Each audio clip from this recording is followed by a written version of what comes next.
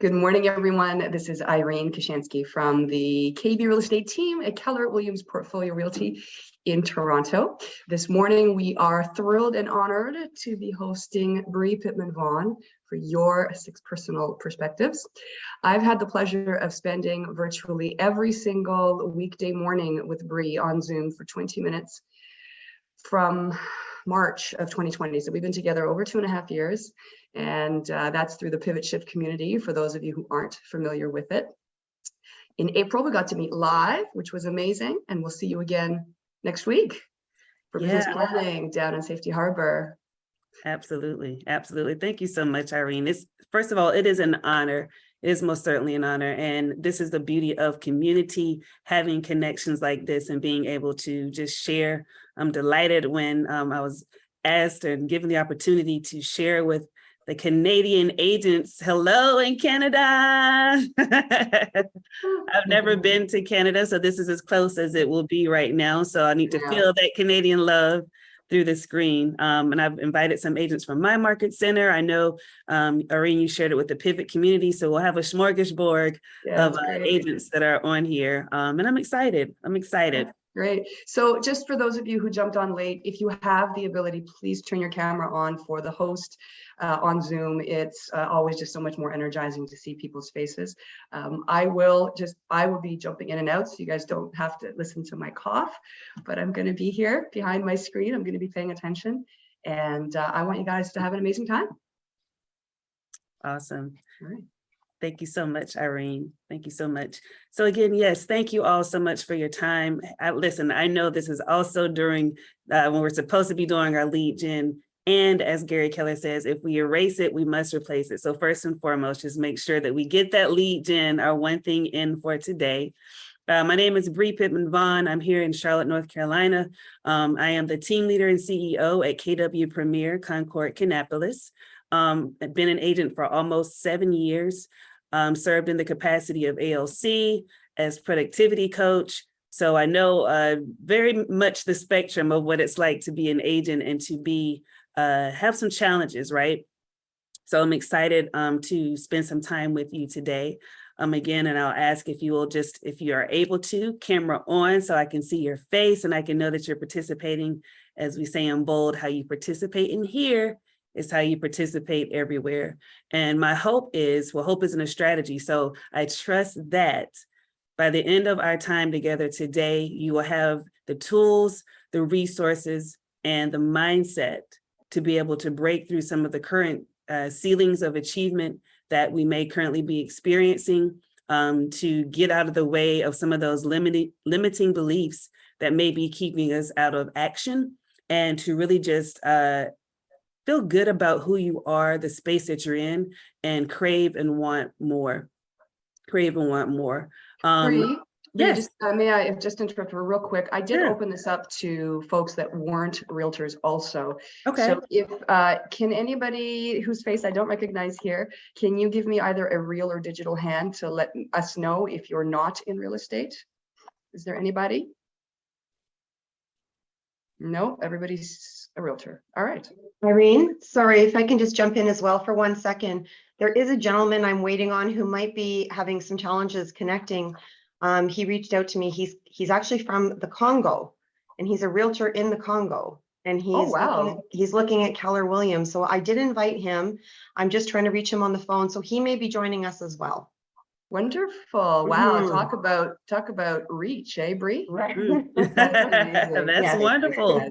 Never been to the Congo, though. I believe I have some ancestry there, according to Ancestry DNA. So I'm home, and we are amongst family. We are amongst family. So awesome. I'm excited to get started. We're talking the 6 personal perspectives today. It's one of my favorite classes because it really is the foundational core of who we are as a company. I believe who we are as a human being. And who we are as agents and leaders in our own respective right. So I'm excited to get started. I know Andy, and he's here, he's there in Canada in the background. He says he emailed everyone the manual. So can I get a thumbs up if everyone's gotten the manual so I'll know we're all together? And if you've not gotten it, we'll get it dropped into the chat box here.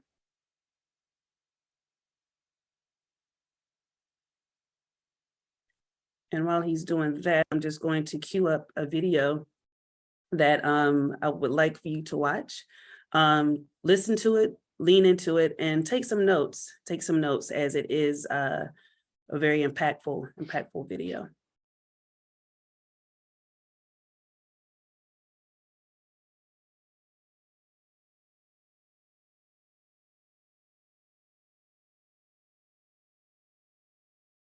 And while I'm doing that, if you want to just type in the chat box where you're joining in from, so I can know all the many states and locations that we have joining the call today.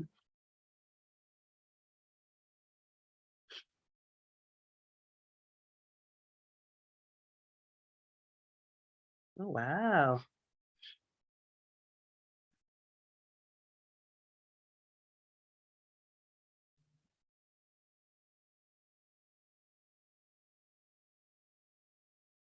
Clayton, North Carolina, from that area. All right, can everyone see my screen here?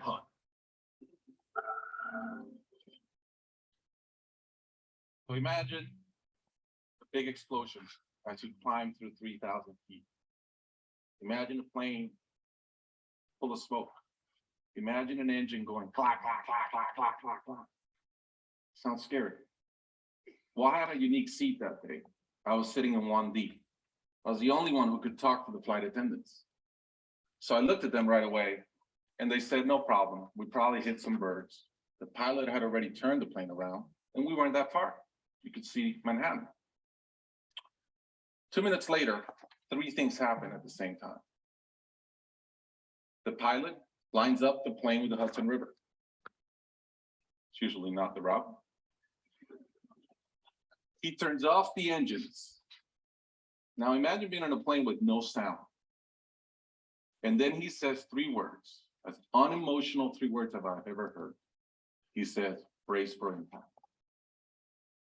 I didn't have to talk to the flight attendant anymore. I could see in her eyes, it was terror. Life was over. And I want to share with you 3 things I learned about myself that day. I learned that it all changes in an instant. We have this bucket list, we have these things we want to do in life.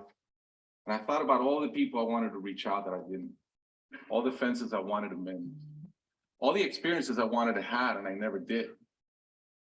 As I thought about that, later on, I came up with a saying, which is, I collect bad wines. Because if the wine is ready and the person is there, I'm opening it. I no longer want to postpone anything in life. And that urgency, that purpose has really changed my life. The second thing I learned that day, and this is as we clear the George Washington Bridge, which was by not a lot. I thought about, wow, I really feel one real regret. I've lived a good life. In my own humanity and mistakes, I've tried to get better at everything I tried. But in my humanity, I also allow my ego to get in. And I regretted the time I wasted in things that did not matter with people that matter. And I thought about my relationship with my wife, with my friends, with people. And after, as I reflected on that, I decided to eliminate negative energy from my life. Not perfect, a lot better. I've not had a fight with my wife in 2 years. It feels great. I'm no longer trying to be right. I choose to be happy.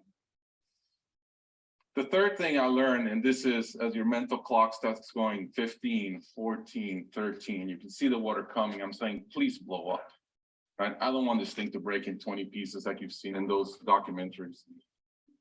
And as we're coming down, I had a sense of, wow, dying is not scary.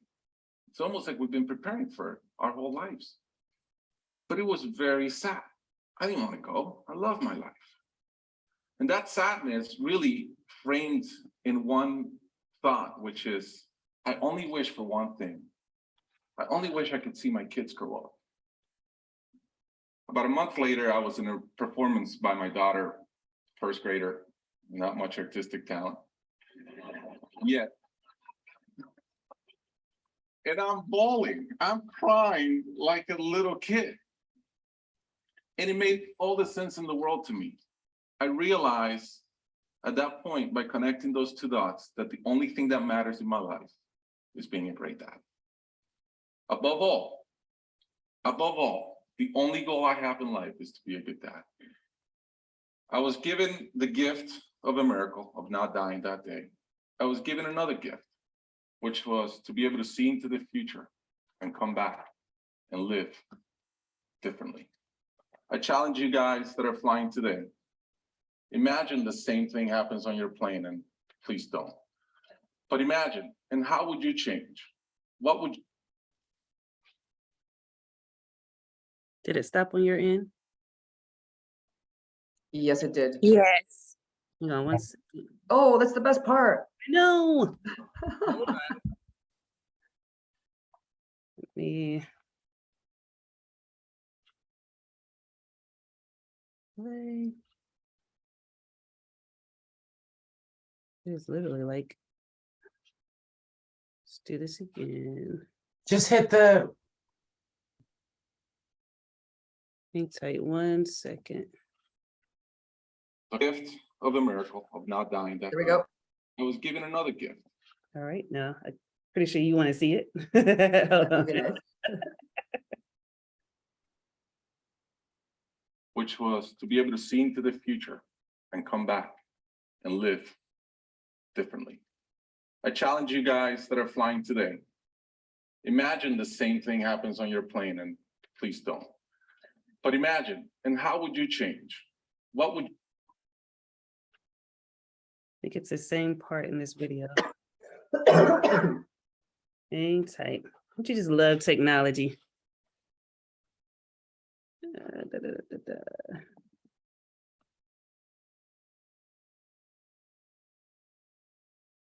I'm gonna try in a different browser just to see if that's what's happening.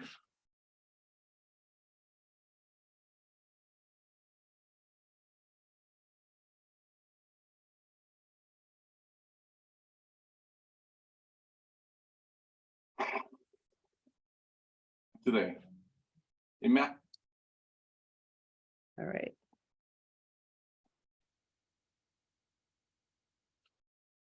Imagine the same thing happens on your plane, and please don't.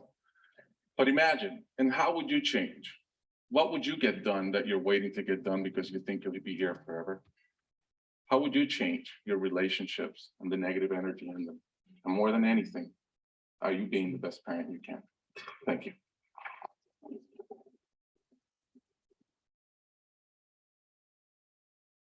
So I'm gonna let him ask that question one more More than time. anything, and get done that you're waiting to get done because, but imagine, and how would you change? What would you get done that you're waiting to get done because you think you'll be here forever? How would you change your relationships and the negative energy in them? And more than anything, are you being the best parent you can? Thank you. Wow, right? What would you do differently if you didn't know if you knew you didn't have time? If you were able to see into the future and get some of that time back, what would you do differently? That was Rick Elias. He was in the front row on US Airways Miracle on the Hudson. And he says he was given the gift of seeing into the future and then coming back and living differently. Talk about a gift. Given the gift of seeing into the future and coming back and living differently. So for the rest of this class, imagine that you got the same gift. On page 11, there are 3 blanks. Your challenge is, how would you change? What would you do that you are waiting to get done because you think you will be here forever? What 3 things would you like to accomplish in your life that you haven't accomplished yet? You can think of what you'd like to be, do, or achieve. And if you don't have your manual printed, just write it out on a piece of paper because we will be referring back to these 3 things throughout the class. And that's on page 11 in your manual.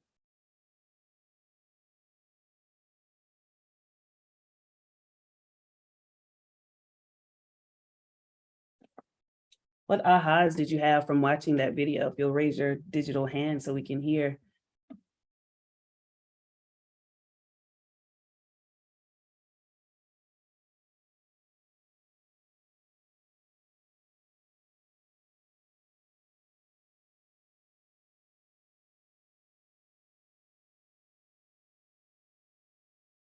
Nope. Arlene, good morning. What's your aha from that video? Good morning. Hi. I figured I would just start off. It's really the fact that you look at what you have and realize, like he said, the pettiness, the little stuff does not matter, and just let all of that go and really come from contribution, come from positivity, let the negativity go. Mhm. And when you face with the reality of, prepare for the impact. For the impact daily and realize just, how we want to be remembered. I think Yeah. that's. Yeah, and how I love that. Thank you. And how precious our time is to do the best that we can with what we got, right? I love it. Thank you, Arlene. We'll take one more. Sasha, good morning. Hey, good morning. What I got from it is to live every day, be full every day. Don't take it for granted that we have time to fill the cup tomorrow. So true. So true. Thank you so much, Sasha. Living in the moment, being present in the moment. So if you've written those 3 things down that you would like to accomplish in your life, we can go ahead and get started on talking the 6 personal perspectives. And again, you'll be referring to this throughout the class today. So on page 9, and let me just bring up so that we're looking at the book here.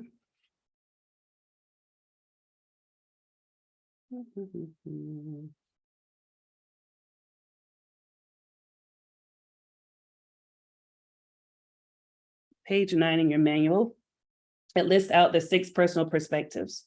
1 is commit to self-mastery. 2 is committing to the 80-20 principle. 3 is moving from E to P. 4, make being learning-based the foundation of your action plan. 5 is removing your limiting beliefs. And 6 is being accountable. Just by a show of your digital hand, how many are familiar with the 6 personal perspectives?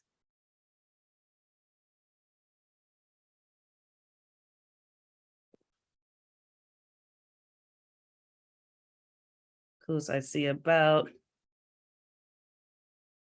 okay, I see a mix of digital hands and some live hands. So you are in for a treat today. As I said, it is the foundational piece to allow us to break through those ceilings of achievement in our life. So let's go right. Can you all see the screen okay? All right. Yes. So what is it that differentiates those who achieve at the highest level from those that don't seem to accomplish much at all? Who would like to give that a shot?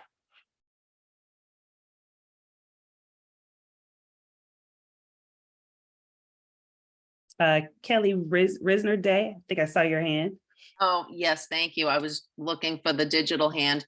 No I worries. think, the first thing when I read that comes to my mind is discipline, daily discipline and consistency. Daily discipline and consistency. I love that. I love it. Anyone else want to take a stab at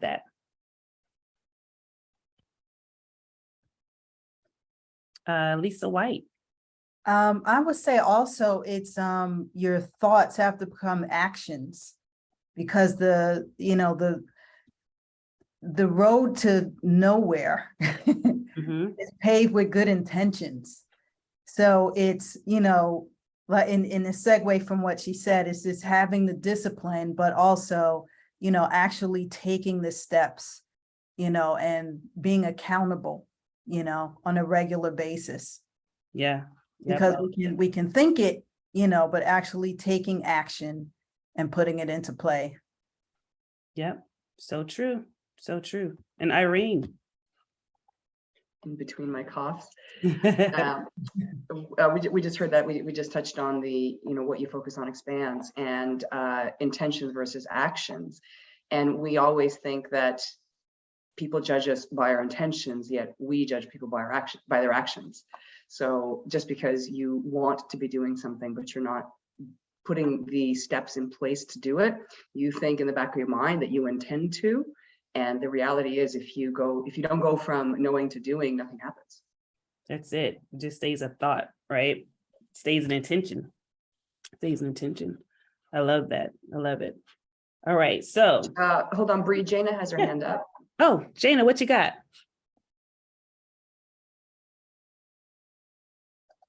Maybe not.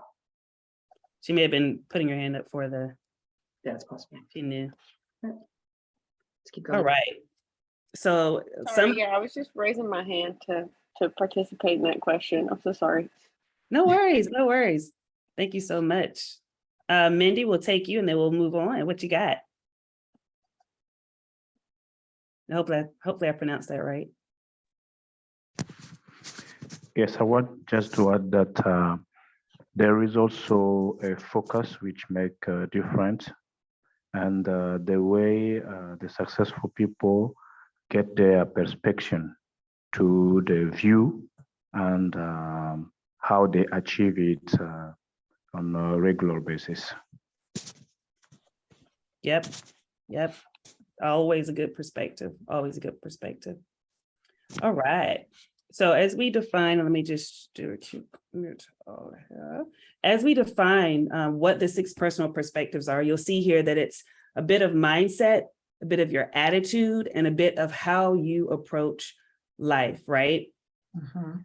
Mindset is 90% of success. So if you don't have the mindset, especially in this shifting market that we're in, if you don't have the mindset to do the habits that agents do that are thriving in this market, if you don't have the attitude around how you show up, who you're helping, who you get to help, and the right approach to life, sometimes it may be a little more rocky rocky of a path than others. But when we combine them all together, it allows for magic to happen and something beautiful to happen.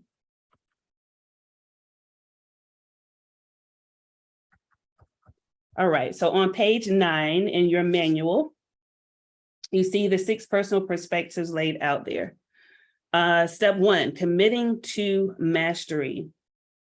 Step 2, as we said, was commit to the 80-20 principle, and then moving from E to P, making learning base being the foundation of your action plan, removing your limiting beliefs, and being accountable. So commit to self-mastery. I am going to nail it. I'm going to master this. And I believe your page is blank there. So if you want to write that in, if you have it printed out, that's how someone that has committed to self-mastery, that's how they speak, right? They're going to master what it is they have before them. Committing to the 80-20 principle. I am going to focus on my big rocks. And if you're into affirmations, I am are 2 of the most powerful words. So I see these also as affirmations. From E to P, one of my favorite, I am purposeful about breaking through my ceiling of achievement. Step 4, I am willing to be taught. I always pursue learning. Remove your limiting beliefs says, I unlimit my thinking and my success. And lastly, be accountable. It's mine, I own it. It is mine, I own it. All right, so you got your 3 things that you wrote on page 11. Are those 3 things that are super important to you that you want to make sure before the other part of that dash that we have in our life, that number comes before our life ends? Do you have those 3 things written on your paper?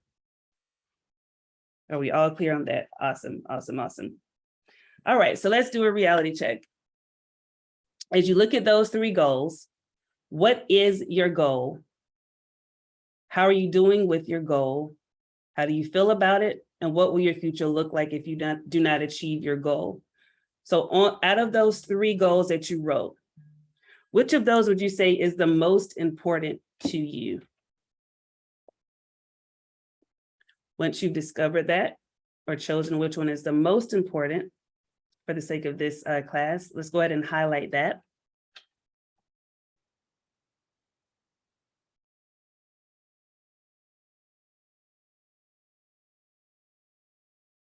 Now, an individual's mindset, it holds the key to what you can accomplish, attitudes, beliefs, and it determines your mindset. As we move through these perspectives, you'll notice how they build and rely on each other as it pertains to this goal. So has everybody chosen their one goal? Everybody good? Thumbs up? All right. So just from being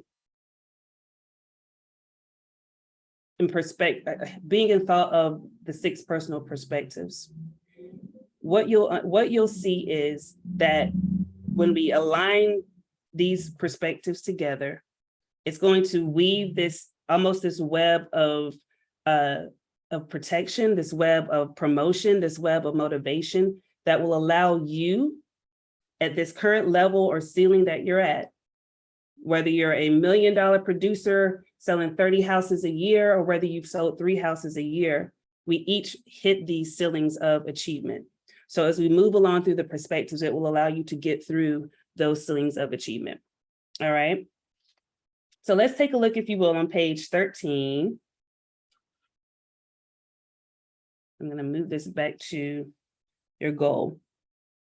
So on page 13, you've got that one goal that you said that is most important to you at this moment, right? So in that first circle, if you'll write out what that goal is.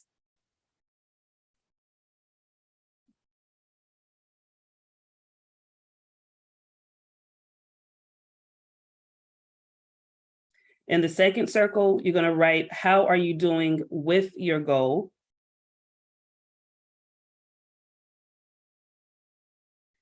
In the third, how do you feel about that? And the fourth, what will your future look like if you do not achieve your goal? Take about a minute, if you will, just to make sure you've written that in there, because we will refer back to this page throughout our time today.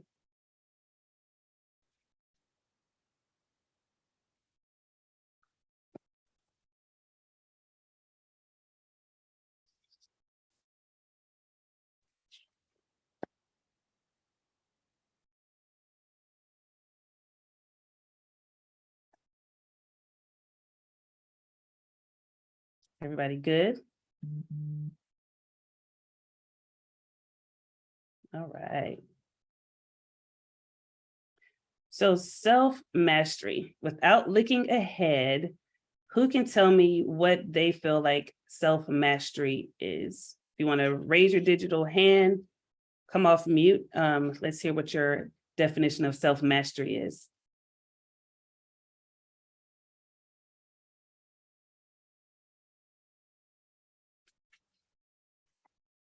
I see a regular hand, Teresa. I think self-mastery is knowing inside and out, from back to front, what you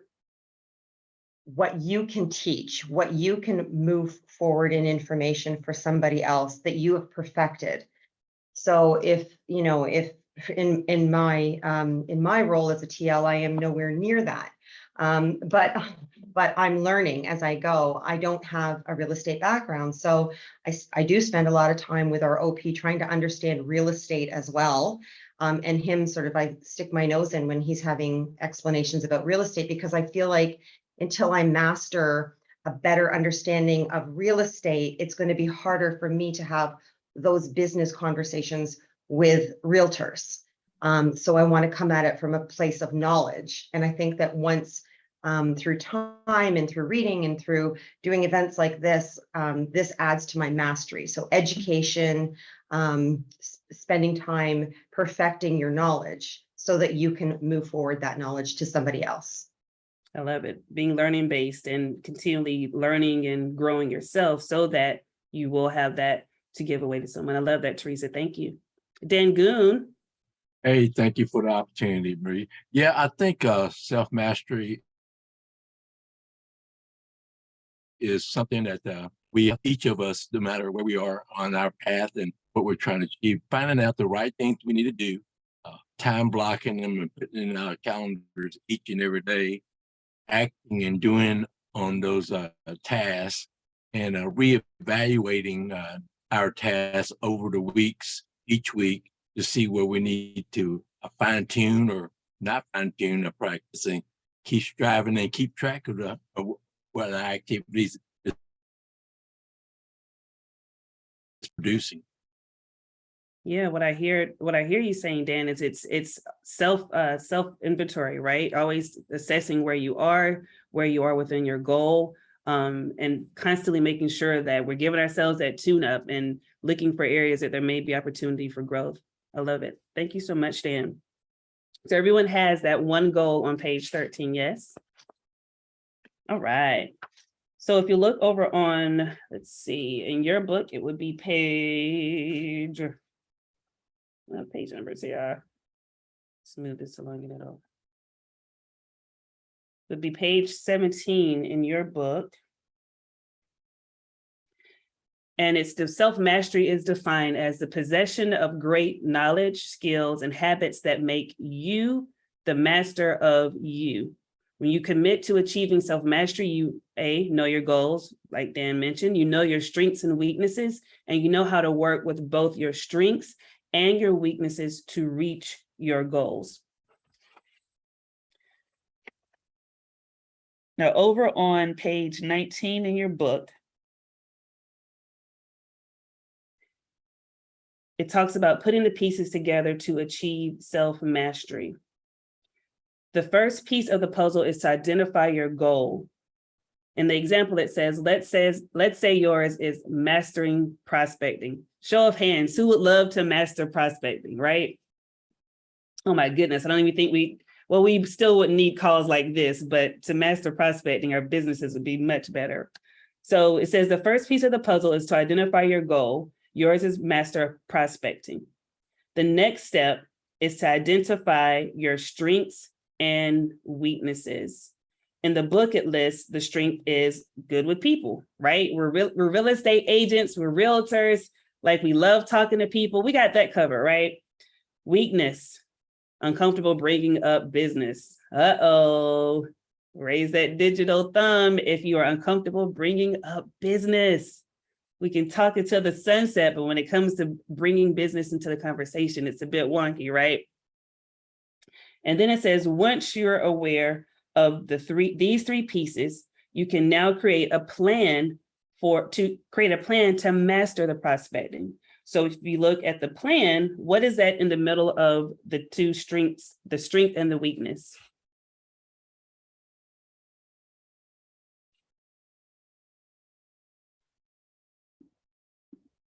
Repeat that, Bree, sorry. Oh, sorry, it's okay. I was saying, what is that shown in the middle there between the practice your scripts? I'm sorry, it's a little different. So the plan is practicing your scripts, taking bold, and calling your sphere of influence, right? So that is the goal, knowing your strengths and weaknesses, and the plan. So if we are uncomfortable bringing up business, it's saying we practice scripts. How many of us practice daily our scripts and role play? Okay. How many of us are in bold? All right. How many of us call our sphere of influence? Love it, love it. So as long as we are aware and know what the goal is, know what our strengths and our weaknesses is. We love to tout our strengths, right? But those weaknesses are also a part of who we are. And the plan is what our play is, right? Of action to make sure that we can commit to that self-mastery and achieve that thing that we want to achieve. All right. So I'm going to play this video here from John Sidey.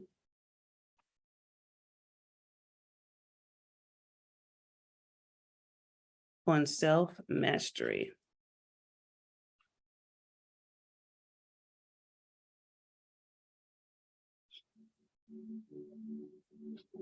My name's John Clyde. I've been with Keller Williams since 2011, been a realtor for 23 years, and I'm here to speak about committing to self-mastery. You know, when you think about self-mastery, it's one of those things that, you know, reminds me of watching basketball. And, you know, you see these professional players and they shoot 3-pointers like it's nothing. And you think, oh, that's easy. But when you figure out behind the scenes, they're practicing shooting thousands of shots every day, even on weekends. And then you start to figure, you know, you do that every day, every month, every year, and they continue to do it. And you start saying, wow, why are they so good? Well, they're good because they practice and they continue to have habits around it. And they eventually master it. And I think about Steph Curry, that he's shot so many 3-pointers that it would take someone almost 7 years to catch up to the amount of 3-pointers he shot over his course of his career. So that's, to me, that's really self-mastery. That brings me to my story. I was a New Jersey State Trooper for 17 years, a dual career realtor as well, and did both at the same time for a lot of years. And I always struggled hiring admins. And I was like, why am I continuing to struggle? And I would get a resume and look at it and say, I got a gut. I think they're going to be good.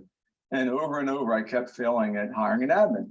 And when I came to Keller Williams, they had this process called, well, at the time was Recruit Select, which I never really got into that much. But then when career visioning came, I started to really kind of like get into it, teach it, understand it. And I was able to participate in the train the trainer for career visioning. So I was going to be one of the facilitators for career visioning. So it kind of forced me to kind of get into career visioning and to learn what it was about. And I really got attracted to the systematic approach to hiring because I never did it before. I was just hiring by resumes and gut. And as I started to teach it, I started to learn it more. And then I actually went and watched other people present it. And I was like, wow, if I really can nail this, I could probably really get good at making hires. And then if you listen to what Gary says, you know, your first 5 hires, how important they are to the success of your organization. And then, you know, who you get in business with matters. So if I can nail this, you know, I really can have a big life. So I started to really study it, practice it. And from administrative hires to regional directors now that I've been hiring, I've been able to really, I would say, master it by continually practicing it, doing it by myself, doing it with friends, doing it with my wife. And eventually it got to the point where I didn't need to even look at the manual. I was just doing it from being able to, because I practiced it so much. So if you think about your career, you know, what is it that you can do that actually allows you to be really good at what you do, whether it be lead gen, whether it be networking, you know, what strengths help you and what weaknesses kind of hold you back from being really good at it? Because I know for me, my weaknesses was I thought I can just hire with my gut. And that really wasn't the case, right? I needed a systematic approach to actually make the hire. So being consistent and learning how to do career visioning for me really allowed me to be really successful in my business. So here's what I would suggest for you. My recommendation, if you want to really get good at self-mastery, right? Think about your strengths, think about your weaknesses. What is it that you do really well? Where is it that you maybe fall a little short? And maybe just start to really practice it, have accountability around it. You're already taking the first step. Congratulations. I look forward to seeing you on your path to self-mastery.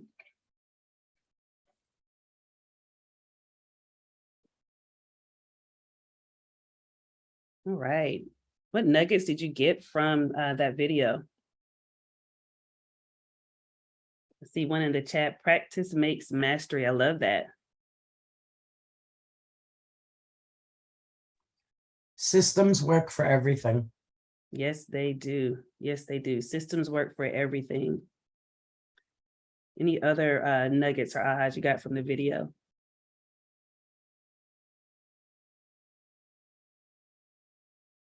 One thing that I really love about self-mastery is, oh, Z, go ahead. Practice, because he mentioned once he decided what he wanted to do, he practiced everywhere, even with his wife, until he realized that he had mastered it. Yep. I love it. Irene? Takes me back to John Maxwell, who says we have uphill goals, but downhill habits. And we want the results, and often we just aren't prepared to spend the time and the energy and organize our day and our week and our month to get there, because it's too hard, it's too hard to just throw in the towel. Yeah, give up so easily on that dream. One more, Lisa. I think that we have to kind of manage our weaknesses and celebrate our strengths. He talked about strengths and weaknesses. So it's like sometimes we have a weakness. It's just a part of who we are. It may be something we're not able to change, but it's something that we can, try to manage in a better way so that we can be, more disciplined towards our goal. Mm-hmm. Absolutely. And, it was funny, I was watching this video on it was the 2008 Olympics NBA team. And it was Kobe Bryant, just some big name NBA players that were on the team, and they were all kind of merging together to form this team because they kept getting beat by other countries. And we all know Kobe Bryant, the Mamba, and his mentality, that Mamba mentality. I was laughing at one of the scenes where there were some of the players, these are like young guys, 19, they're getting into all this money, right? Millionaires at 19, and they're visiting these different places. They're going out, hanging out, partying, coming in at 3, 4, 5 in the morning. And they mentioned Kobe Bryant. They're coming in literally from hanging out and partying. And Kobe Bryant is suited up and going to the gym at 5:30 in the morning. At 5:30 in the morning. You're talking about practice, right? As Allen Iverson says, we're talking about practice, right? When you see those artists, they get on stage and play melodies for you, and they play wonderful music and give you concerts that you've paid money for. You're not seeing them practice, right? You're seeing a craft, a gift, a talent that they have mastered, I love that. Thank you so much for your shares. All right, so on page 21, I'm gonna do a little exercise and we'll go into some breakout rooms. You wrote down one goal. You're gonna list 3 obstacles that currently might hinder your success. And then you're gonna consult with your partner so that you are sure to dig deep, because it's not always the most obvious choice of what 3 obstacles you think might be hindering your success. I know for myself, time blocking was huge, and I found a way to be able to become a time blocker. And that's what we'll talk about more later, but we're gonna go into breakout rooms and you're gonna list what 3 obstacles you think might be hindering your success from hitting the goal you put on page 13. So Bree, would you like, you said partner 2 in each room or more? Let's do 2 in each room, that'll work. Okay. Get ready.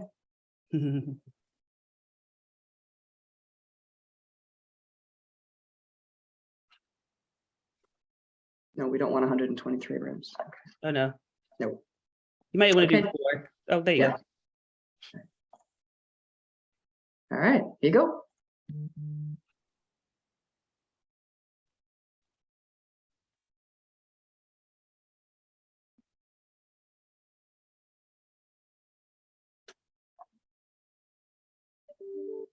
Hey, Bree, are they going to put us in rooms as well, or are we staying in? We'll stay in the main.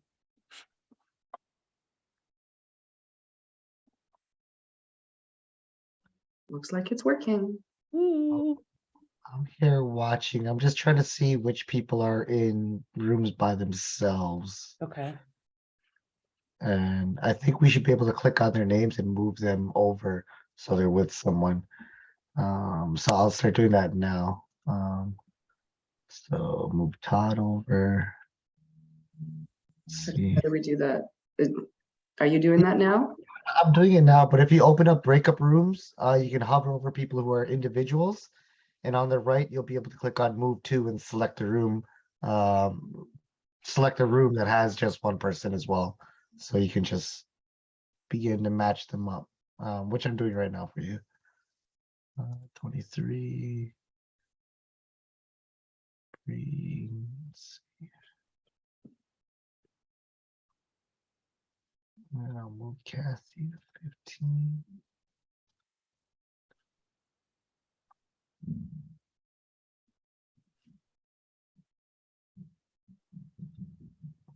Two, 21. I got all the instruction except how to do this, Andy. Yeah, okay. So I've just done it. So are you able to go through it on your end as well? Just to see. Are you frozen, Irene? Oh, let's see. We got some people bouncing back. Where's Teresa? I was all alone, Irene. I was alone too. Let's see, Teresa. So room 22. Arlene, normal 22. Let's see. Yeah, we have some people who aren't joining the room, so I am Okay. shifting people over. You can probably go ahead and start bringing folks back. Gina hasn't joined as well. So some people I'm gonna end up moving in rooms of 3, Okay. just because some individuals that aren't hopping in.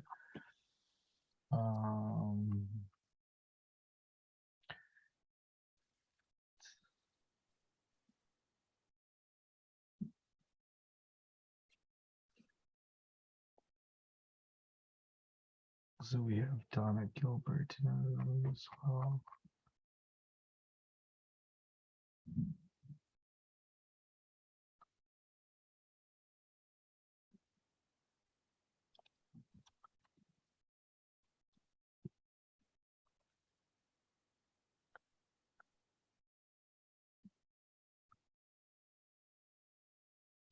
Bree, how much time did you want for everybody? I think we're still trying to get some people into rooms. Okay. I just broadcast a message. Having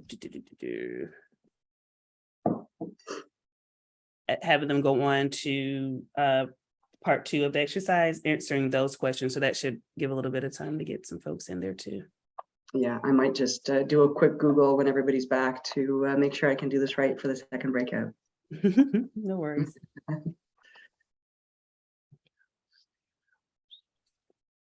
Okay, well, I'm just gonna hang out with you ladies. Yeah. Well, sure. What are your obstacles, Teresa? On your way. I would say fear, ADHD, and I think it's just I don't know if it falls under fear though. I think it's just my lack of knowledge of real estate. And it's because what's holding me back for my goal, which is to own my own home, are those things. Yeah. What strengths do you feel will help you overcome those obstacles? Desire to learn. My strength of with people and being able to communicate with people and not being fearful of people. And just I think just being able to make people at ease to trust me. And I think those are huge strengths of mine. I think every time I walk into a meeting with people, I know that they're going to want to be part of what we have because of my ability to explain who we are not necessarily as a company, but worldwide, but as a company that we have our own office. I think that comes across very clearly in how I feel about the office and how I feel about our brokerage and our team. I think that people say, they want to be part of it because of how I feel about it. So, and I'm not even an agent. So once they have that experience with me, then it's like, oh, okay. And it's what we can do for them. And I think that that's going to help propel my career as a TL. Yeah. And I think that that's going to eventually help me to be able to get my home. Yeah. Yeah. Well, your enthusiasm is contagious, right? Yeah, I hope so. I hope so. I know that it's something that once I can get my foot in the door, like once I know I've got that door open and they meet me, that's my talking to people on the phone and doing those things, it doesn't scare me. It just, I find it a deterrent because I know that if they met me, they would join us. I think that if I could get them in that room with me, they're gonna sign. Like, I know that. It's that having to go through the 15 touches and all of those things to get them there. That's what I just find frustrating for me. Yeah. Yeah. That's a good point, Mhm. for sure. Bree, you give me direction. 1 more minute? Okay. Yes, ma'am. Anybody else? Donna? You're always the ray of sunshine for all of us. What would you like to share? I didn't think you had any obstacles. Oh, we all have obstacles. Come on. Sometimes, you know, my obstacles are all the shiny objects that are around me that take me off my consistency. That's my biggest thing. I'm starting to master that, which is wonderful. I didn't go into a room because I'm in full transparency. I'm actually working on something else and just kind of listening. But since you called on me, you know, I just decided to do that 66-day challenge. And for me, it's to get back into doing that exercise daily. It's been 7 years since I've done it on a regular basis, and it used to be a major part of my life. So starting today, I'm back on it. Yay. Yay. Go get it. Wonderful, wonderful. That's great. Kathy, anything you want to share?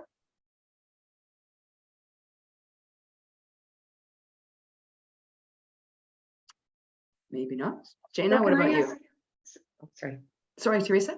I was gonna say, can I ask both you and Bree, you've been doing this for a long time and you've mastered parts of your career. And I feel like, you know, that what is it that got you past that hump? Like, what is it that you finally said, you know what?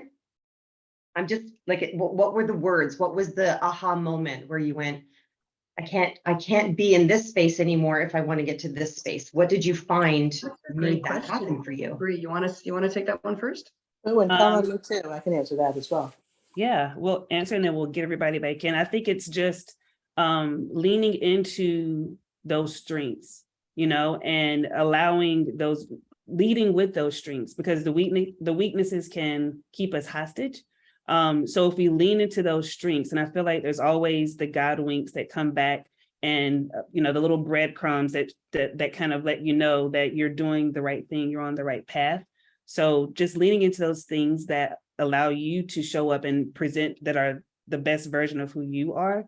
And the other things that are all figure outable, they tend to come into play. But when you lean into like who you are and your strengths, I think that's one of the best ways that you can really just, you know, be a light and still be learning. I would say even for me, even on more simple terms, when the why is strong enough, the how will show up.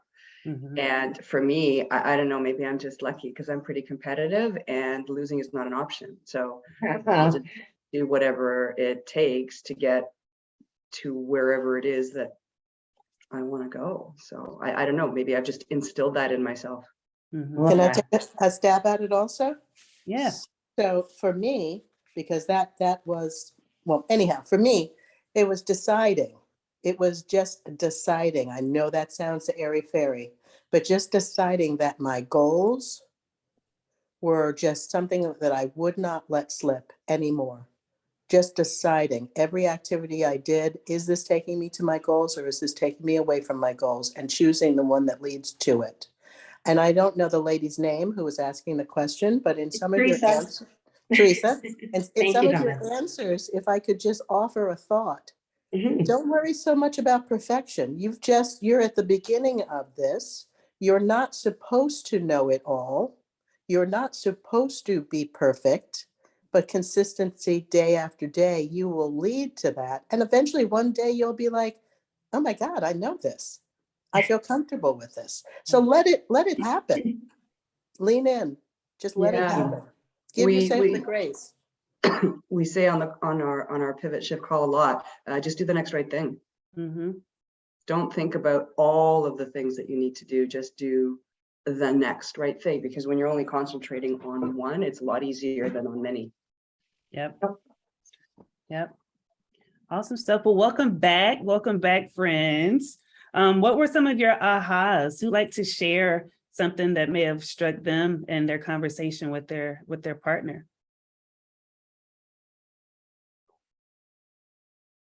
Kelly. I was partnered up with Sasha, so I think realizing that we actually almost have the same obstacles, so we had that in common, and I think just able to kind of talk that out and realize that I'm not the only one often struggling with getting some of these tasks underway or getting distracted from those tasks, but realizing that there are options and things that we can do to be aware of our obstacles and then move on to find strengths that will help us overcome those obstacles. I think that was what I got out of that. 100%. I love it. It's awareness. Awareness is transformational, right? Yeah. Might want to write that down. Awareness is transformational. And once we are aware, we can then take the necessary actions to move whatever that obstacle is, right? When we have the tools, we can move mountains, but we got to have the hammer to start chipping away at it, right? Amen. Yeah. Yes. Thank you for sharing that, Kelly. What other ahas did you get from your group conversation, your partner conversation? Would anyone like to share?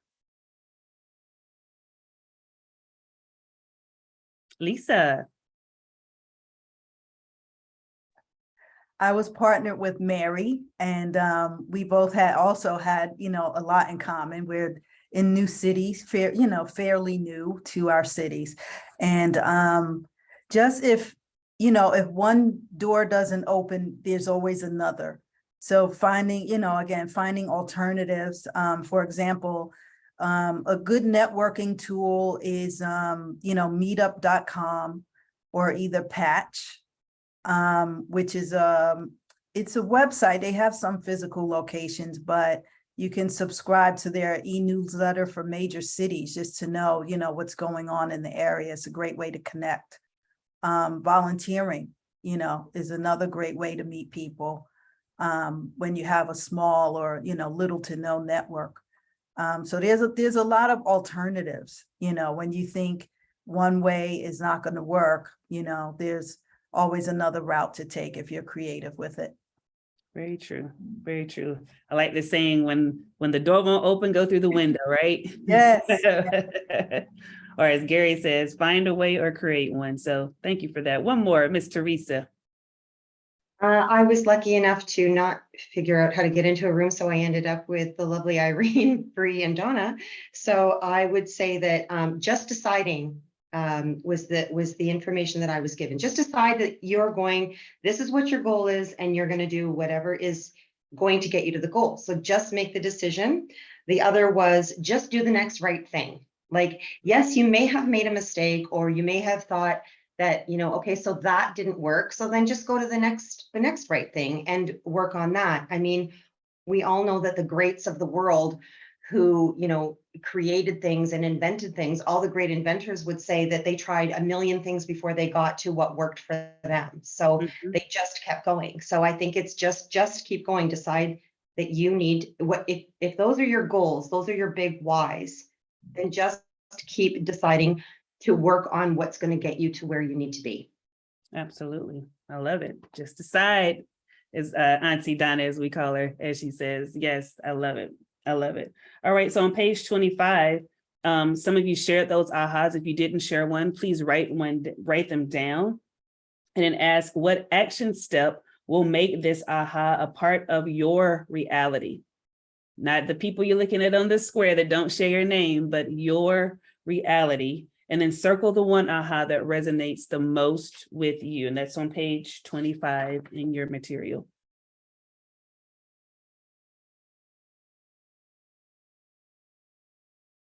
All right, everybody good?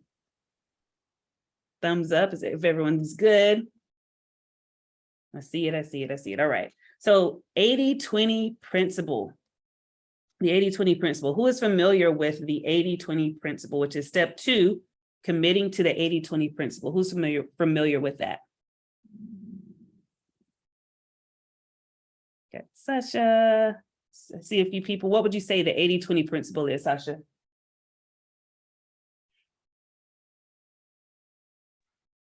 %80 of the results come from 20% of the work put in to achieve those results.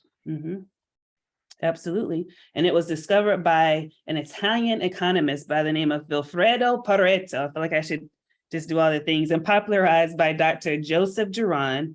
And it's been proven time and time again, as Sasha says, that 20% of our activities yield 80% of our results. On page, what would it be in yours? 27. There's an excerpt from The Millionaire Real Estate Investor. If you want to take a second just to read through that and highlight some of your ahas from that. Once I see your heads up, I'll know that we're done reading.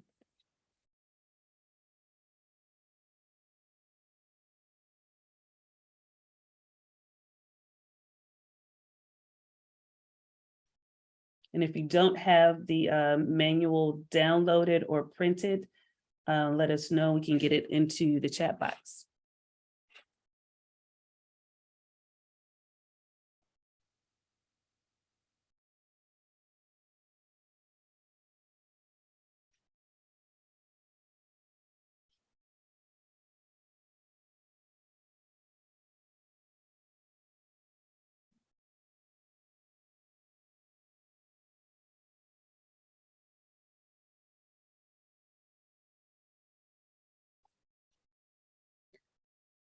All right, it looks like I see most of your wonderful faces looking at me, which means you're done reading. What are some highlights that you got from that excerpt?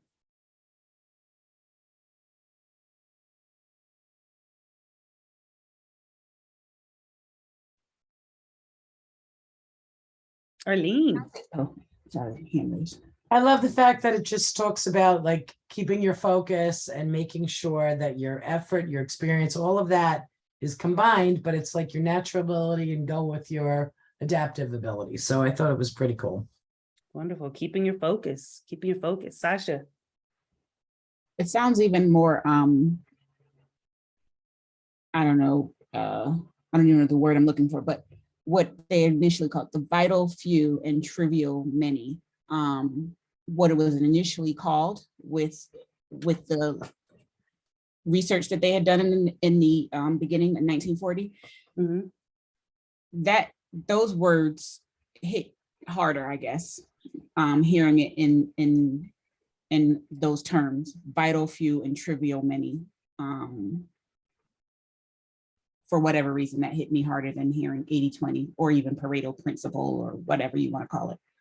Yeah, the vital few. Like there's only, we know as real estate agents what our vital few is every single day, right? And we know how often the trivial many, they'll come peeking their head in through your door saying, you got a minute? Or you got that one phone call, or you see somebody message you on Facebook. Next thing you know, you're like 5 pages in looking at your friends, mother's friends, petunias for the fall.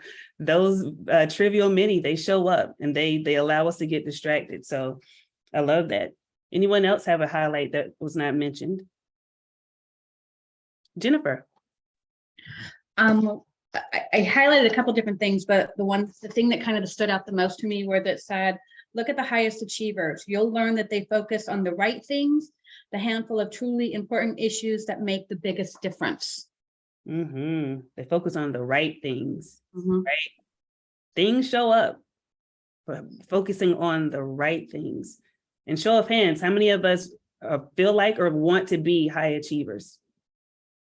Absolutely. That's the vast majority. That is the vast majority. One thing that I noticed that stuck out. Oh, Vince, good morning. What stuck out to you? Oh, I was doing a show of hands and I pushed the wrong button. No worries. I'll get you when you come in the office. listen, but I will say that there was something that stuck out because I have heard this before. It was a line where it said, focus is the key to great success, more than effort, more than experience, and even more than natural ability. So I've heard that before, so that's why it stuck out a lot more to me. That was a great segue, and that's exactly where I was going to go with what I have highlighted. And it kind of goes to our conversation, Teresa, even more than effort, experience, or natural ability. That means even if I don't know what I'm doing, if I stay focused long enough, sure enough, I'm going to find a way. I'm going to learn how to conquer, to master whatever that thing is, if I stay focused and focused on the right thing. So thank you for mentioning that. And we're going to hear from Mr. Jonathan Dupree more on the 80-20 principle.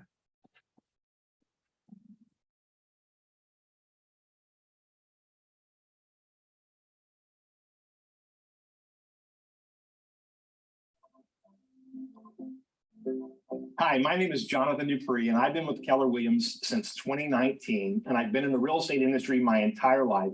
And I'm so excited that you're here today to learn about one of my favorite perspectives, that 80-20 rule. This is one of my favorite perspectives out of the 6 perspectives, because it basically helps you as an agent, as a leader, move from where you are to where you want to be faster, to collapse those time frames down. What it basically says is that 20% of your activities are going to generate 80% of your results. I've lived by this perspective since I was a kid. I grew up playing basketball. In fact, I was horrible at basketball 6th and 7th grade. I made a decision I wanted to be good, and I got the Pete Maravich Pistol Pete basketball tapes. And every morning I would do my dribbling drills, I would do my passing drills, defense drills, the skills to help me become a better player. I'd shoot 1,000 shots every single day, 500 free throws every single day. And from my 7th grade to my 8th grade year, I became a much better player. My 8th grade year to my freshman year, I became a starter on the varsity team. Then I started thinking about playing at the collegiate level. And I knew that I wasn't the most talented player, but if I wanted to have the opportunity to play at the collegiate level, I had to really hone in on what were the things that mattered most to helping me become a better player. And it was mastering the fundamentals, doing the drills over and over and over and over again until I mastered them. Then I got into the real estate business. My mother's been an agent for 52 years, and she taught me, Jonathan, if you focus on listings, you will make more money than other agents who focus solely on buyers. So I made the bulk of my activity to generate leads to get listings. And as a result, I was able to build a successful real estate career. You know, I remember as a new team leader walking through our market center, and I saw one of our agents who was newer, and they were working so hard at creating all these forms. And I stopped and I said, what are you doing? He said, I'm making all these forms and it'll help me with my clients. I told him those forms already existed, and he was wasting his time on the 80% activities that generated 20% of his results. I'll never forget when he finally realized he needed to spend his time devoted to lead generating, to get listings, to write contracts, to close deals so that he could make money. He finally understood about prioritizing his business and focusing on what matters most so that he could end up building the life that he desired and that he deserved. And he still brings that conversation up. That was a shift for him when he realized he was avoiding doing what he knew he should do most to grow his business, so that he still though felt productive by creating those forms. See, as an agent, or you look at it as a leader, anywhere in your life, you have to determine what are the levers that I can pull that will help me collapse the timeframes and get the results that I desire. Those 20% activities, gaining clarity to what matters most for you in your business. And in real estate, we know it's lead generate, to get appointments, to get listings, to have a right contract, to have closings, to make money. I'm so excited that you're about to learn about this perspective. I can't wait to implement it. And one thing I want to leave you with is the speed of growth in your business will always be determined by the speed of implementation. How quickly you take these perspectives that you're learning about today and apply them to your personal life and to your business. I can't wait to see how far you go and how much you grow by implementing these perspectives and strategies into your business and your personal life. So let's get ready to learn. So good, so good. I hope you got a lot of good ahas and nuggets from that. What were some of your ahas from that video from Jonathan? Yeah, I kind of hit a little close to home, and I think, like, I mean, him talking about how he, really couldn't play basketball. I mean, he was a lot younger than I was. So, but I understood the aspect because I picked up basketball at 18. And I understood what it was like to not be able to do those tasks and stuff like that. And you had to find a way. So yeah, it was just staying focused and being encouraged because he kept going until it kept making a goal until he peaked to the next goal. That's what it looked like. So that sounds familiar. That sounds familiar. He focused on what he could do and getting better at focusing that one thing, which then allowed him to propel and break through that ceiling. And that's every bit of why we're here today. So, and I know you relate, Vince, as you played basketball professionally. So thank you for sharing that. I'm glad it resonated with you. Lisa. So there were a couple things I pulled from that. I was struck by the artwork on his wall, Decide Your Habits and Decide Your Future. A lot of what he said was reminders that I have to constantly keep telling myself. A lot of us have a very diverse background. We're doing 10 things at a time.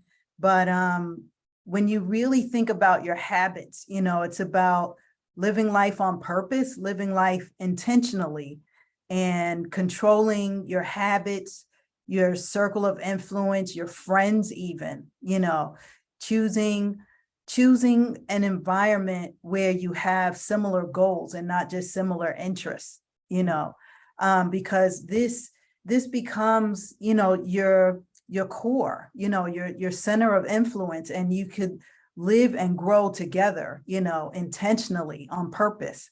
And so I think having those habits, having those friends, and just being conscious of what you're doing and who you're doing it with, is key so that everything is relevant. I mean, we have a lot of us have different groups of friends. You have school friends, church friends, work friends, but it should all be moving in the same direction, And so I think a lot of what he said, practice, of course, habits, discipline, it all plays a role. And it's just having a consciousness and being in tune with your personal mastery, it's all relevant, and not just floating through life like a tumbleweed, True. It's putting all of these things into play. And sometimes we don't learn these things until we're older, but it's good to have a plan. It's like if you're driving somewhere you've never been, how helpful was it to have GPS? Like, what were we doing before GPS?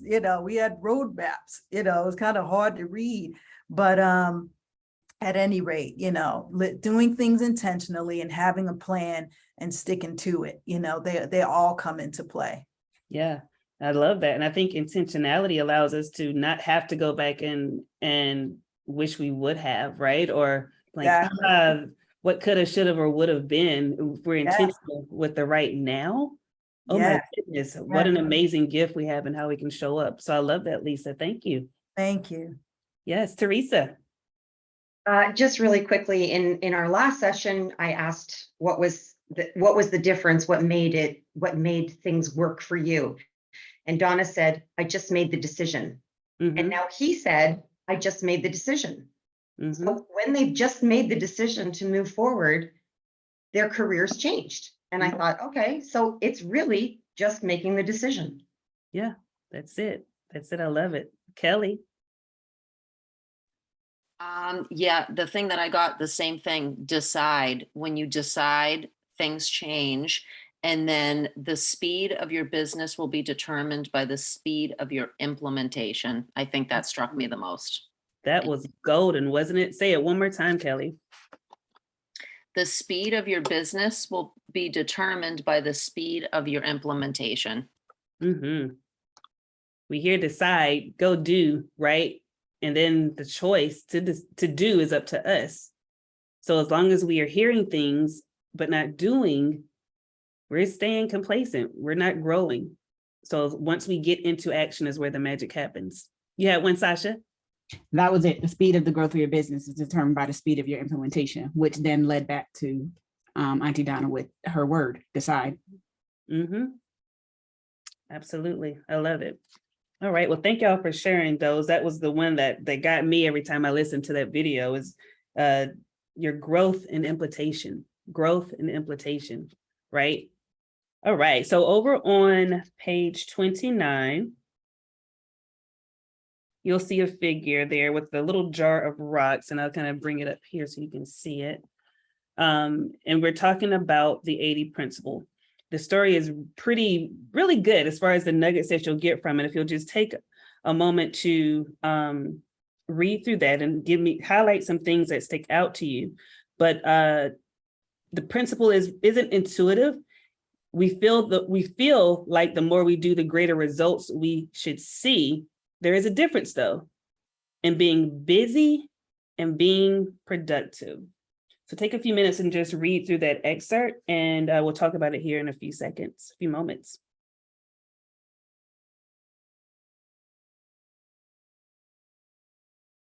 And that's page 29, the big rocks come first.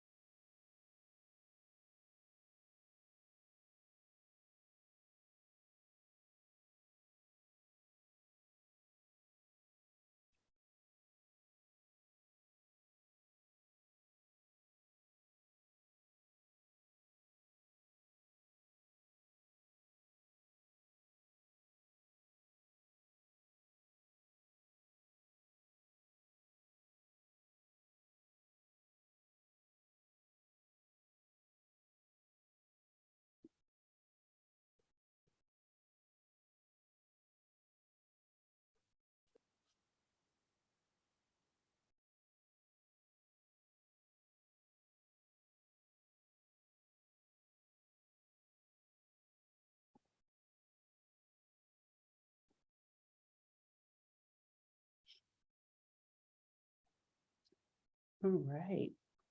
It's like I'm seeing most of your faces up, so you are through the story. What sticks out to you in what you're reading there? The big rocks must come first. The things that are absolutely most important to you. Mm-hmm. And everything else is afterwards. Yeah. So I saw this. This is funny because I saw this like video clip on Instagram, but I never knew what it was about. Mm-hmm. And so now after reading it makes sense how the big rocks were more of the foundation, and it took up majority of the space, even though it left room for other things to come in. But when he poured the water, it was just no room because it splashed the water out, of course. But yeah, it was watching the video didn't make sense. Now it makes a lot of sense now. Yeah. Yeah, no, it's like, what are your big rocks? And I'm going to show you here that video for a visual so that you can just see what that looks like. Because what I understand is if the big rocks don't go in first, where do they go in? Right? If you're looking at it as your day, a day in the life of Kelly, a day in the life of Arlene, a day in the life of Rebecca, a day in the life of Julie, where do your big rocks fit in all of this, right? So I'm going to play this really quick so you can just take a look here.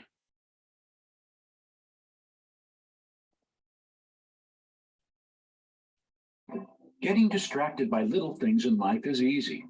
Oh, you're not looking at it. All right. Can you see the screen? By starting your day with trivial activities, you will not have the time for the things that actually matter. Whether you are a businessman, mother of four, or a professional, anyone can lose focus of the things that are important in life and fill precious time with meaningless things. In the 80s, Stephen Covey taught the importance of prioritizing the important things in life, which will enable you to do more than you ever thought was possible. His concepts still apply to life today. Even if you think you know all of this already, the visualization metaphor really hits home. This demonstration from the 7 habits of highly effective people will change how you prioritize. If you lack focus and want to do more important things in your day, you have to check out this life-changing video.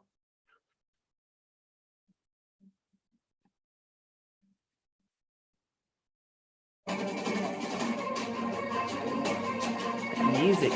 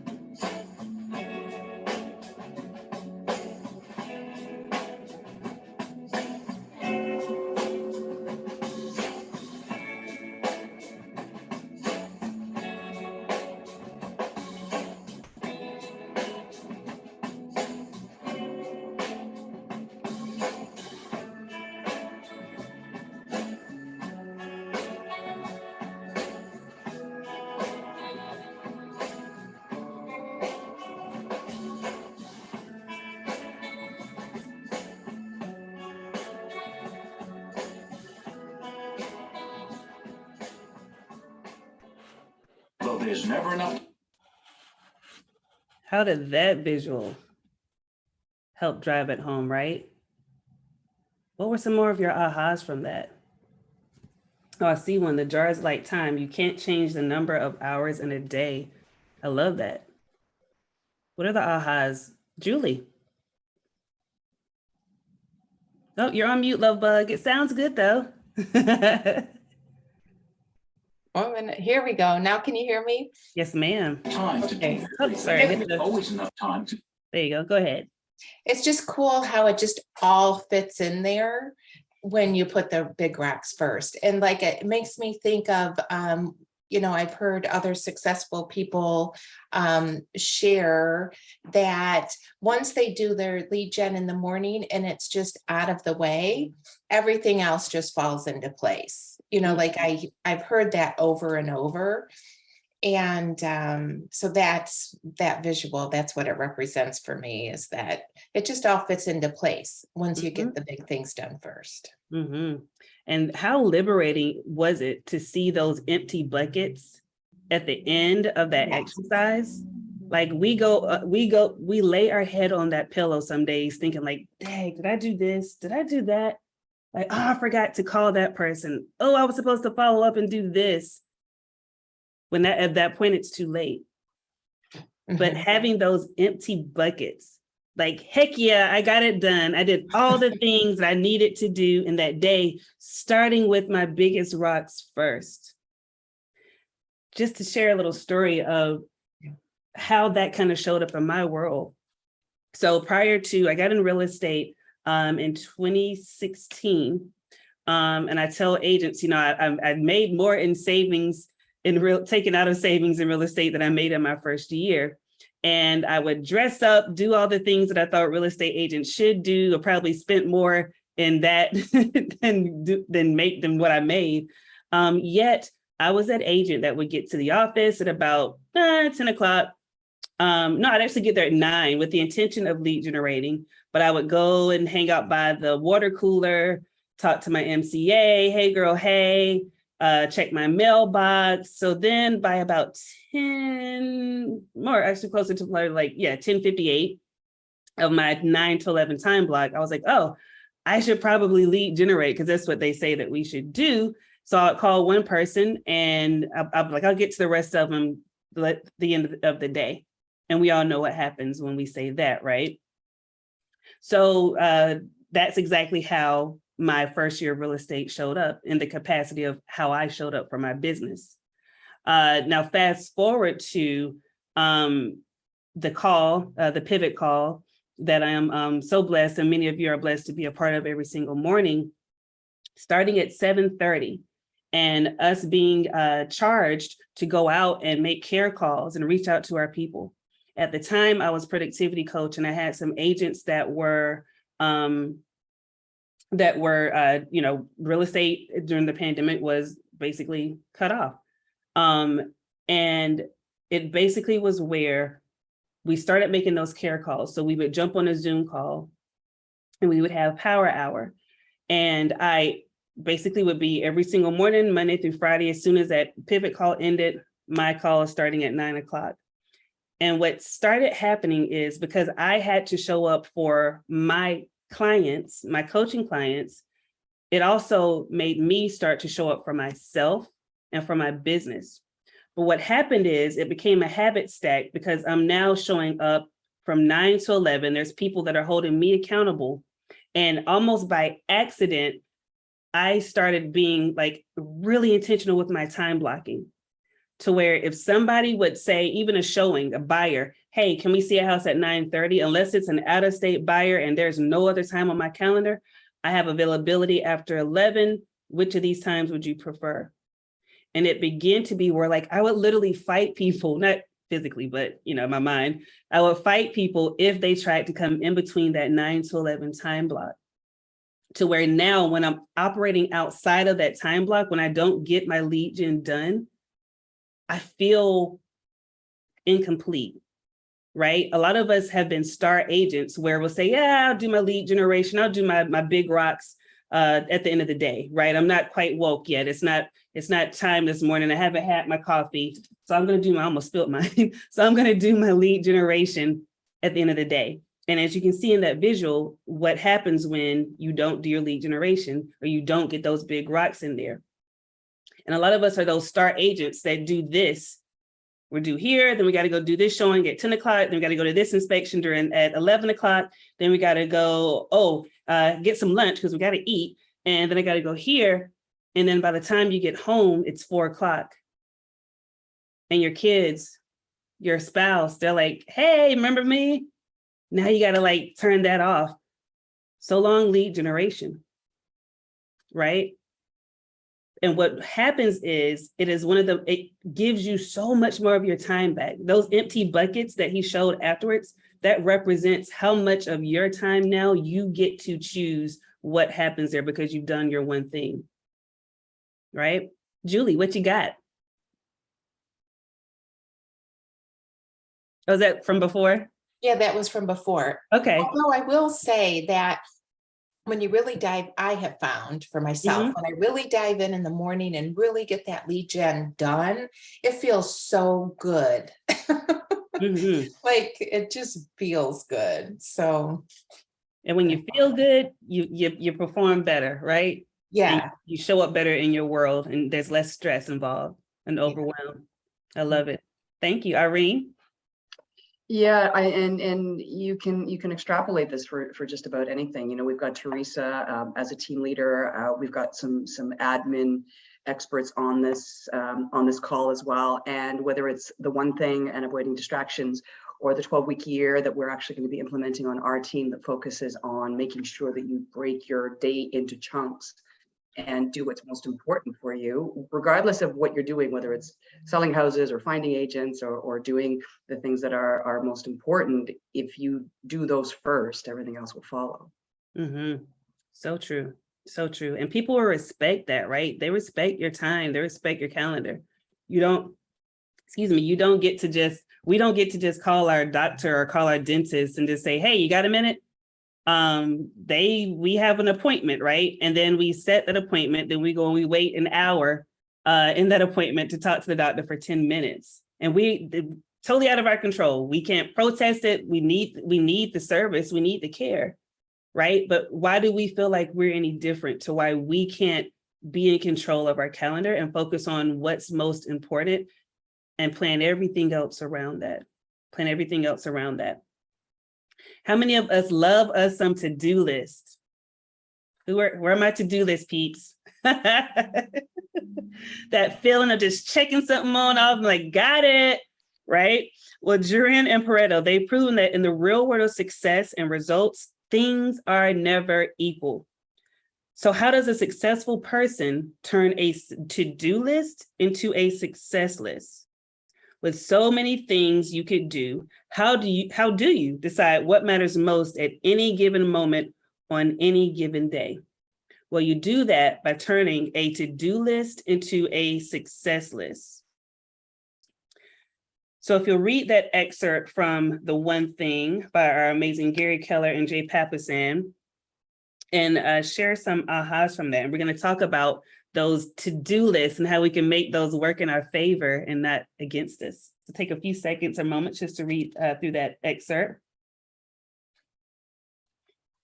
Sorry, Bree, which page I'm sorry. 31? Page 31 in your manuals. The to-don't list.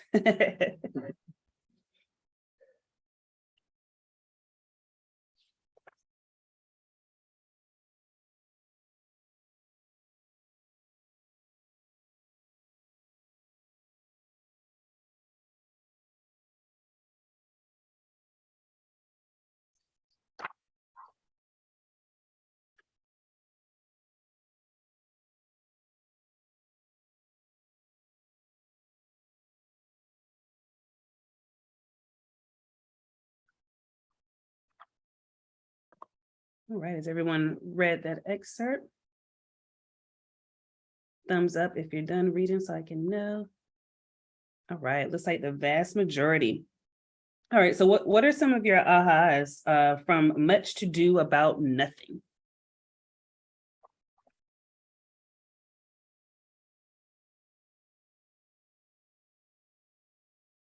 To-do lists tend to be long, success lists are short. One pulls you in all directions, the other aims you in a specific direction. Oh, to-do lists are long, success lists are short. How many of us, when we write those good old to-do lists, we're like, yep, writing all these things. And isn't it a great feeling when you've already done something, but you write it on there anyway, so you can just like check, right? It's an amazing feeling to have all the things, yet is it necessary to do all the things? What else?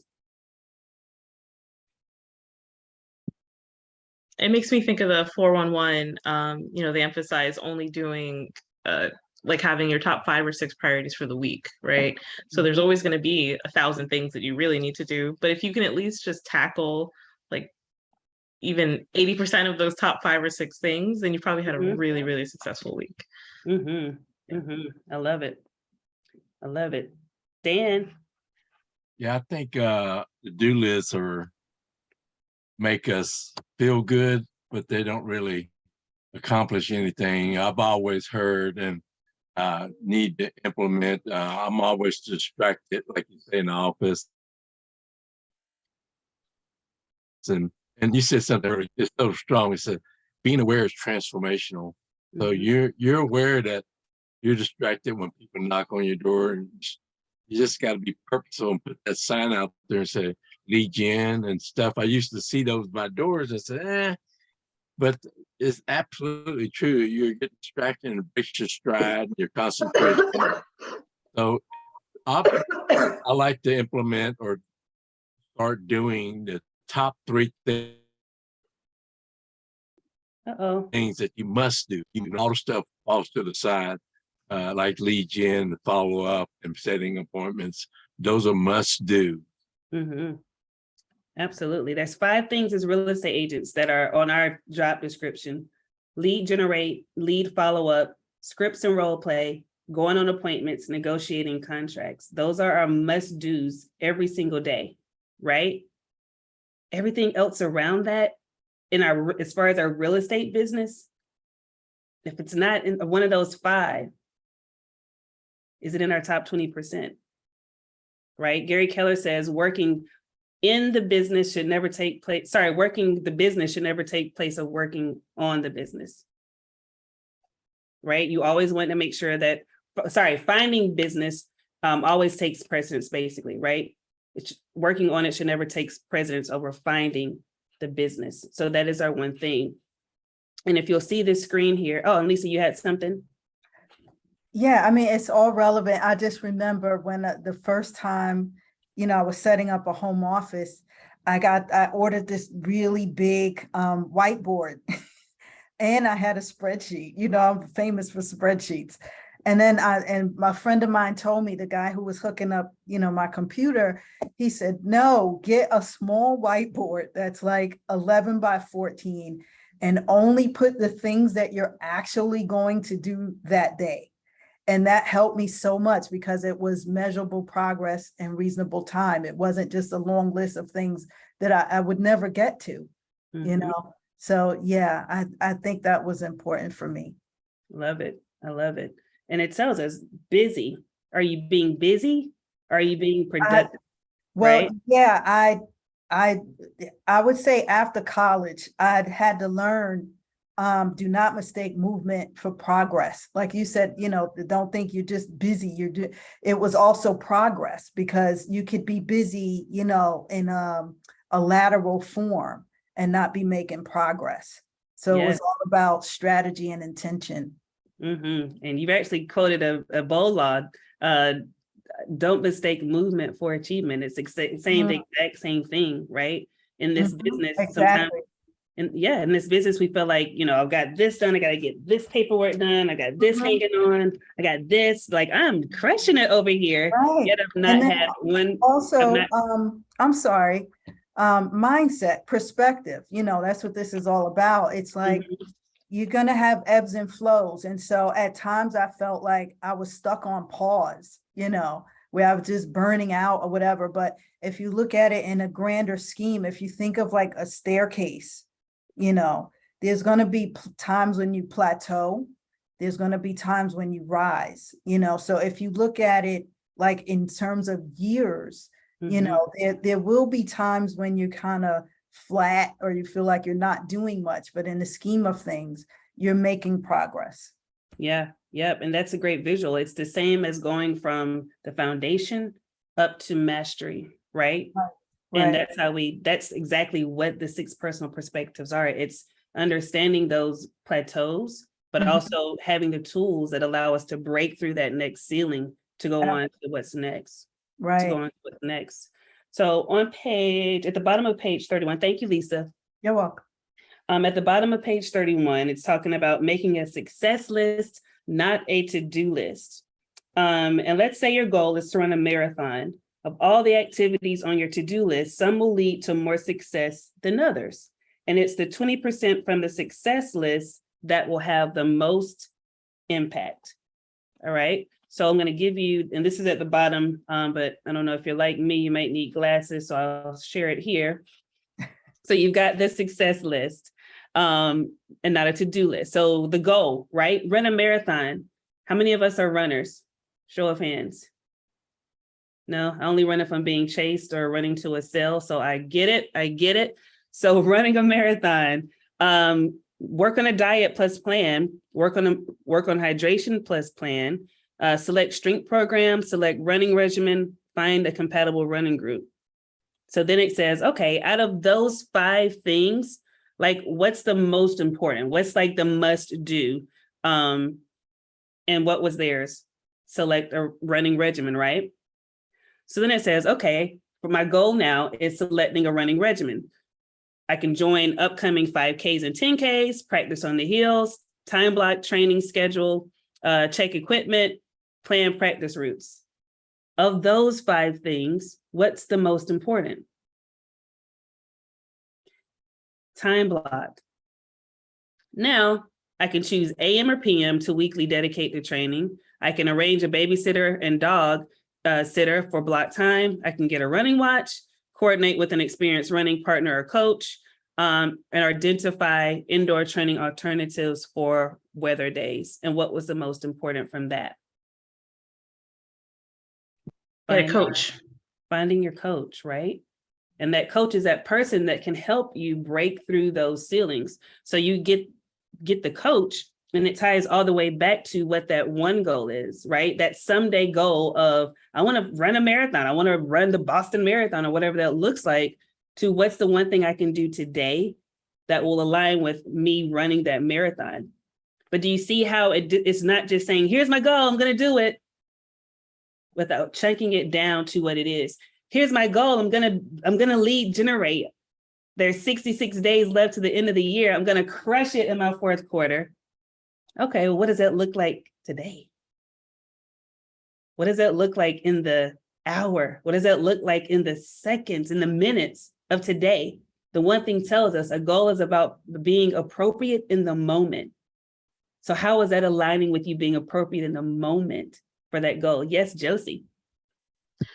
I would say what I love about the example, when you really hone in on what your true one thing is, a lot of the other things kind of automatically will get taken care of, right? So for this person, once you get that coach, the coach will probably be able to help you identify, the indoor trainings and help you with the meal plan and help you with a lot of the things. And you just have to really find that one thing that will, as it says, make everything else easier or unnecessary. Mm-hmm. Yeah. It's so true. And it goes back to that line that stuck out to Sasha, the vital few or the trivial many, right? Awareness, as we said at the onset, is transformational. So when you are aware of what it takes, now we can start transforming lives. Now we can be transformed. So thank you for that, Josie. All right. So over on page 33, there's a little exercise. And we want to know, are you working on your 20% every day? And as it pertains to your goal on page 13 that you wrote down, you're going to write your goal there on that blank, and that's on page 33. And then list as many of the things you can think of that you are doing or could be doing to make this goal a reality. And then you're going to create a success list by circling only the tasks from the to-do list that are going to have the most impact on your goal. Your success list is your 20%. Everything on it is driving you to your goal, but can you identify the one thing that will have the most impact of all? And then it asks that question that I'll share with you later in the training that was asked of me by my coach. What's the one thing you can do such that by doing so, everything else is easier or unnecessary? So take a few minutes just to fill out your to-do list until we get it down to a success list.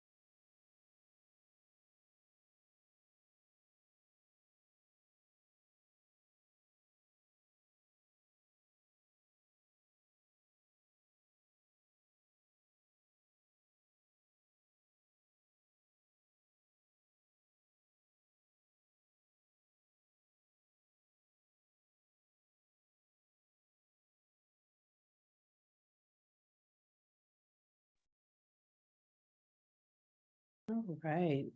Is everyone, for the most part, done with that portion? Thumbs up if you are done.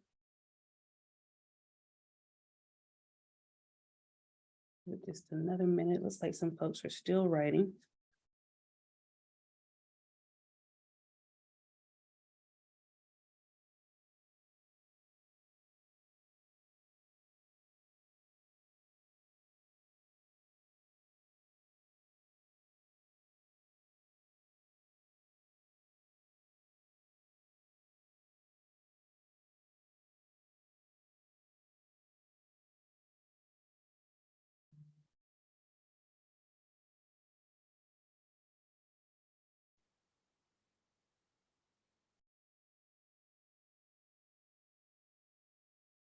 All right, and while we get ready to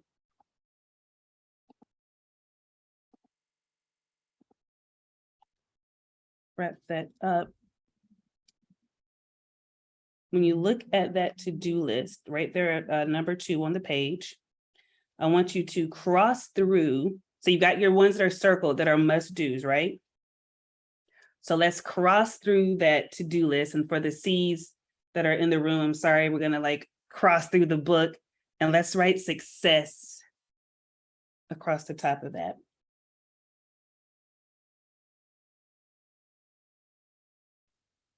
Who would like to share how they broke that down on that exercise?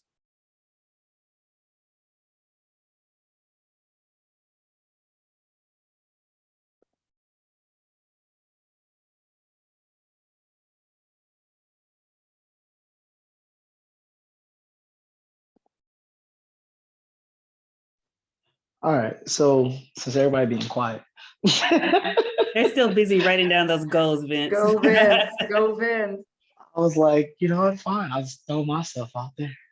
So my to-do list is because my direction is a little off because I've done a lot and I haven't seen anything from it. So like my first one was more of finding guidance or whatever the case may be. And the second one, and guidance mean like coaching or mentor or, you know, being around somebody that is successful in real estate and learning from them. The second one was more like self-driven, where it was like finding and acting on lead gen ideas, whether I be searching them up on YouTube or something of that nature. And I didn't really have large lists. So my last one was like keeping myself encouraged, even though it's not you know, I don't see it yet, but I know it's coming. So that's about it. It's my list. Now, of the 3 that you mentioned on that list, which one of those would be your success? I would Which say would have it's the most impact on your goal to? I would say it's the guidance part for me. Only reason why is because I've done a lot of different lead gen ideas and I couldn't, but on my own, couldn't figure out which one worked. So it's like having someone that is already successful in the business that can probably, you know, like pinpoint maybe what it is that I'm doing wrong, whether it be scripting or whether it be you know, just translating the conversation of what I'm doing or something like that. Cause sometimes it's just those small like things. Like I could be doing everything else right, but just the small things is not allowing me to fix the business. So I would say it's still finding the guidance and mentorship as. Yeah. So it sounds like similar to that exercise of coordinating with a coach, an experienced coach, right? And they can Right. help you with everything else. They can help you with everything else, but that would be your one thing. That would be your one thing. I love that. Thanks for sharing, Vince. Anyone else want to share theirs?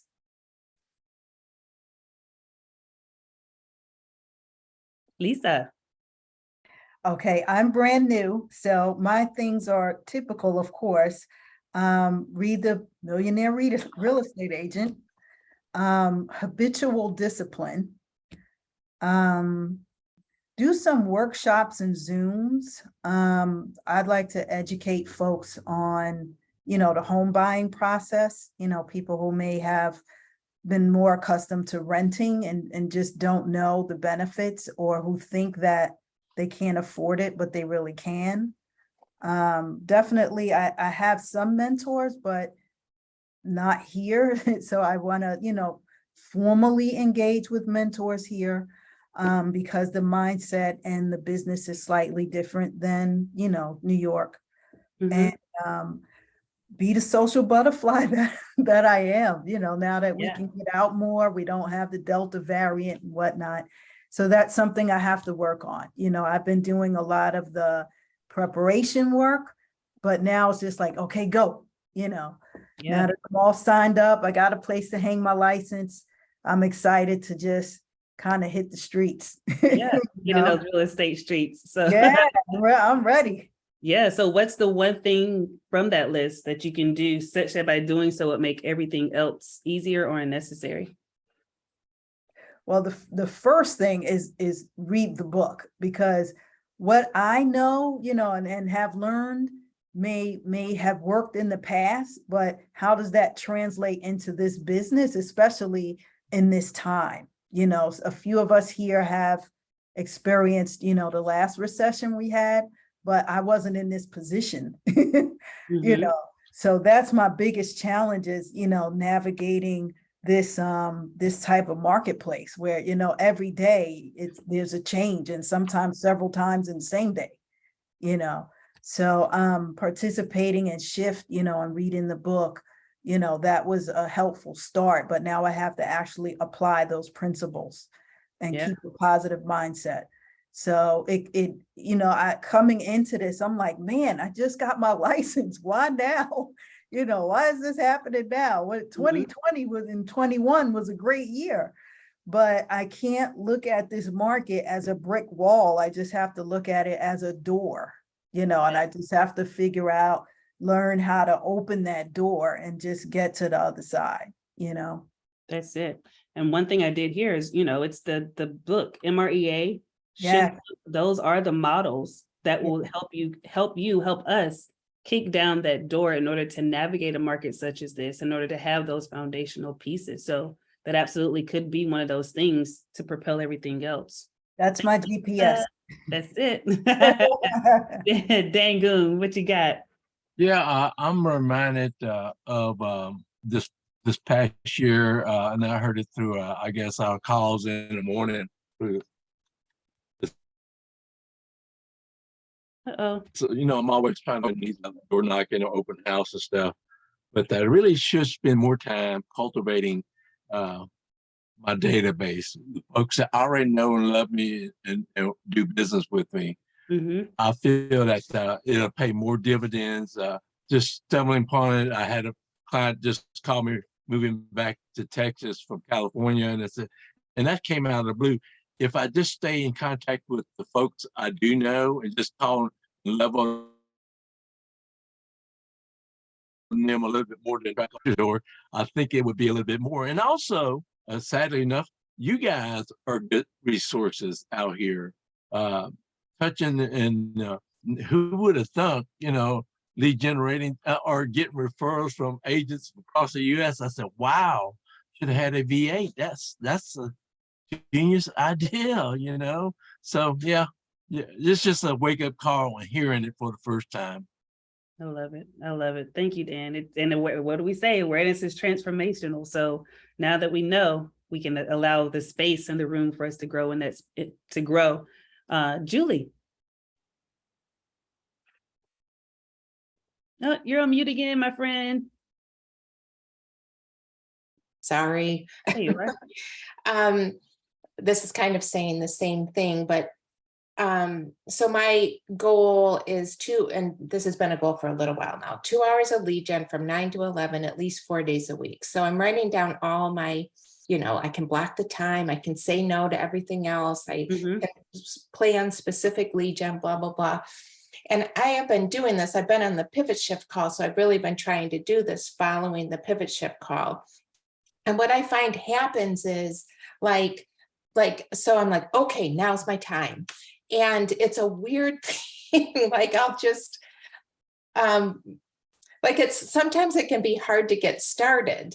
And I don't even know why exactly, but you'll just kind of sit there and be like, okay. And so then maybe you'll make one phone call. Like it takes a while to pick up momentum, I have found. So my thing really comes down to just doing it.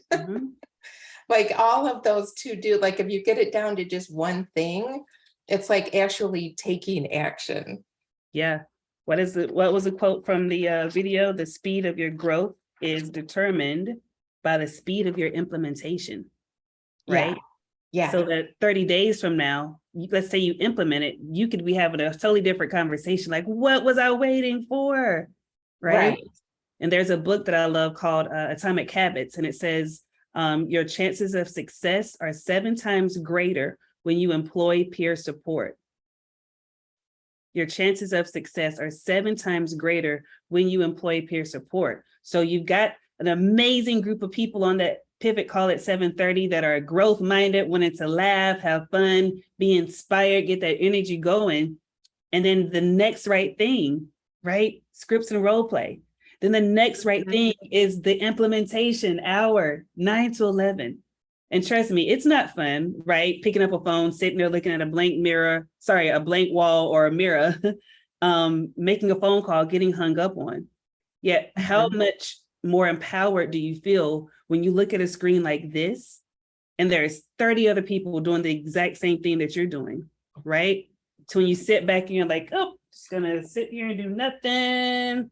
And then you look up and you see so-and-so like making a phone call, smiling, and next thing you know, they're typing in the chat, just got an appointment for the day, right? That's contagious. That's that kinetic energy that happens from 7:30 and it ripples on through most of the communities that are still online. So that's what that means is, you may not be able to do it yourself. You may just be in a space where it's like, oh, this is fun. I just got off the call and I'm empowered to move, but I am stuck, right? So having that accountability, that person in your world or those persons that will say, hey girl, not today. I need to see your face on this Zoom, or I need to see you in the office right here with me doing our lead generation together. So finding what that looks like in your world. I love that, Julie. All right, anyone else want to give a quick aha from that before we move on? I would. I just love how you phrased the speed of your growth is determined by the speed of your implementation. That's awesome. It just goes back to what we're talking about, intention versus action. I really like that. And that was from Jonathan Dupree. And it's so true. It's so true. If we wonder why we're feeling complacent or why we are saying, I'm hearing the things, I'm sitting in these trainings and nothing's happening. Hello. Well, what are we implementing? What are we putting into action? When we close down this laptop today, when we shut off our laptops, our computers, what are we going to do? What's the action? What's that next right thing that we're going to do that will align with our growth, that will align with us breaking through that ceiling, breaking through that plateau where we currently are? Jennifer, what you got?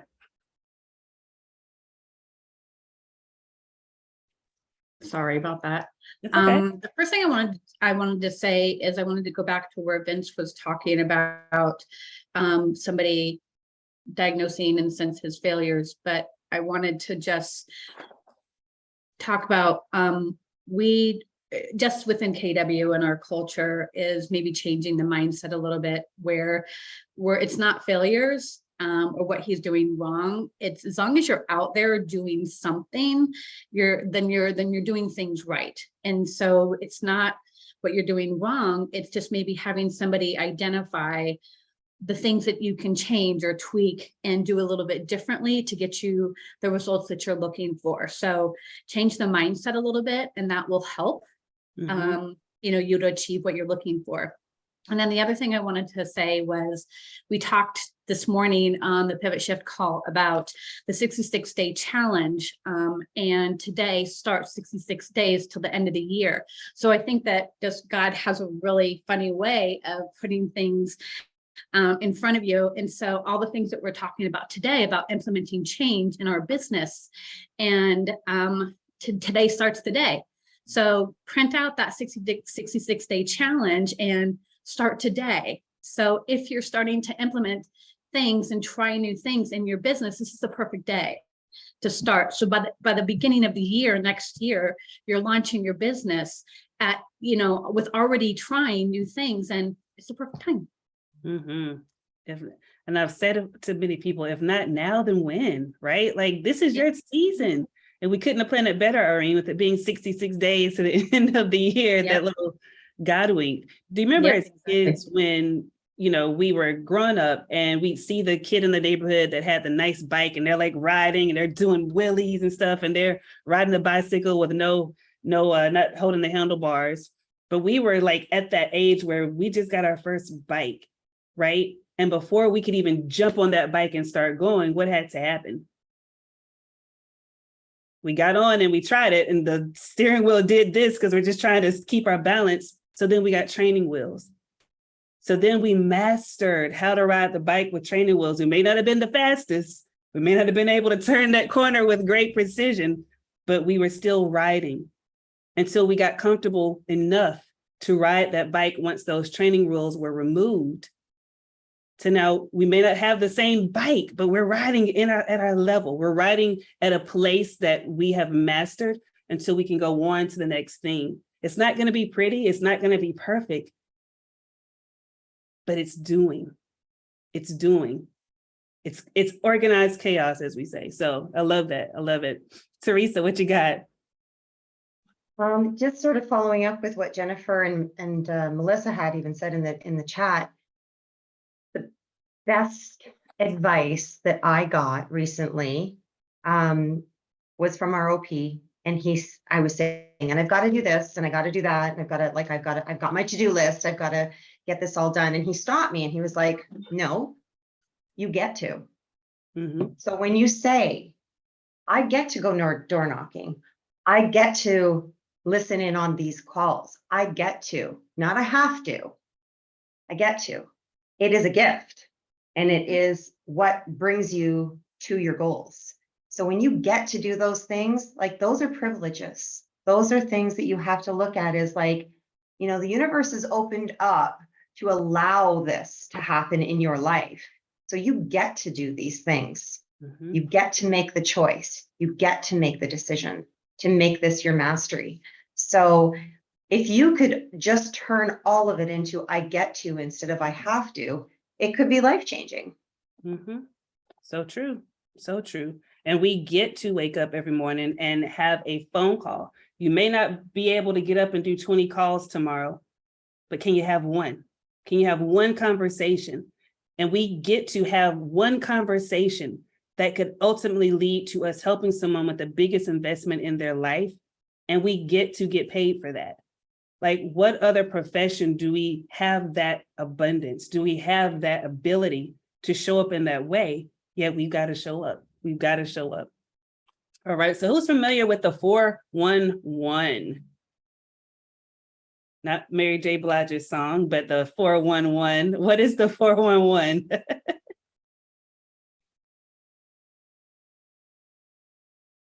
Just shout it out if you know what it is. It's your weekly planning tool. Yes, your weekly planning tool. How many of us use that to plan and accomplish our goals? Right? I think Lisa use it on our team. It is an amazing tool that basically takes that, what is the goal, and chunks it down to, okay, what do I need to be doing right now? Right? You've heard the phrase, what's the best way to eat an elephant? I don't think I've heard this phrase. One little bite at a time. One bite at a time. One little bite at a time. Where do you start?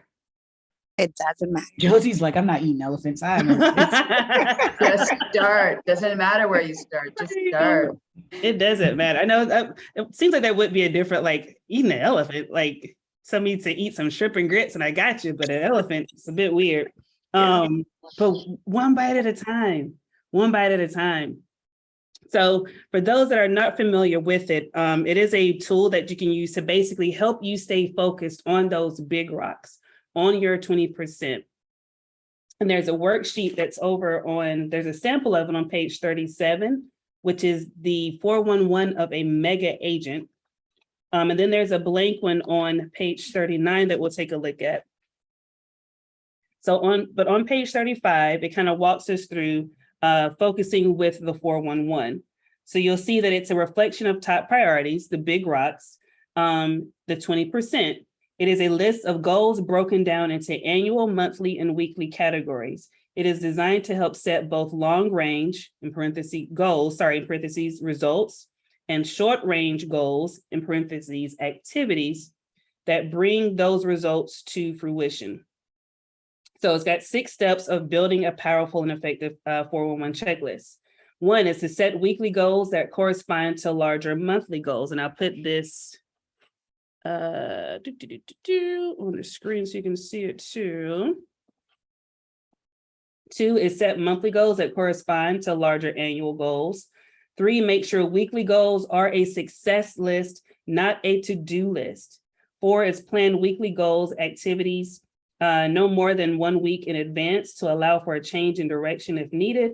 5, set annual goals that can realistically be accomplished in a 12-month period. And 6 is avoid revising goals set in prior weeks or months to reflect new goals or missed goals, for example. So over on page 37, we've got the 411 of a mega agent, right? So we say if we want to be a mega agent, we should do the things that a mega agent does. So let's take a look at it. So if you look at the annual goal here, he has 24 for his job, 24 listings sold, 18 buyer sales, 60 quality listings, 150 listing appointments. For business, 76 buyer sales, 24 listings sold, 2 new projects per month, 750K GCI, 250 net profit. And then he has over his personal, financial, and personal goals. So let's just keep an eye on for the job. Now find something interesting. Why does he have job and business? What do you think is the difference in that? Just looking at what he has listed there.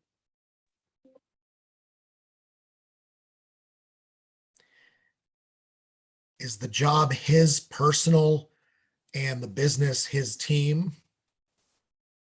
Could be seen as that. What's another way to look at it? Carol.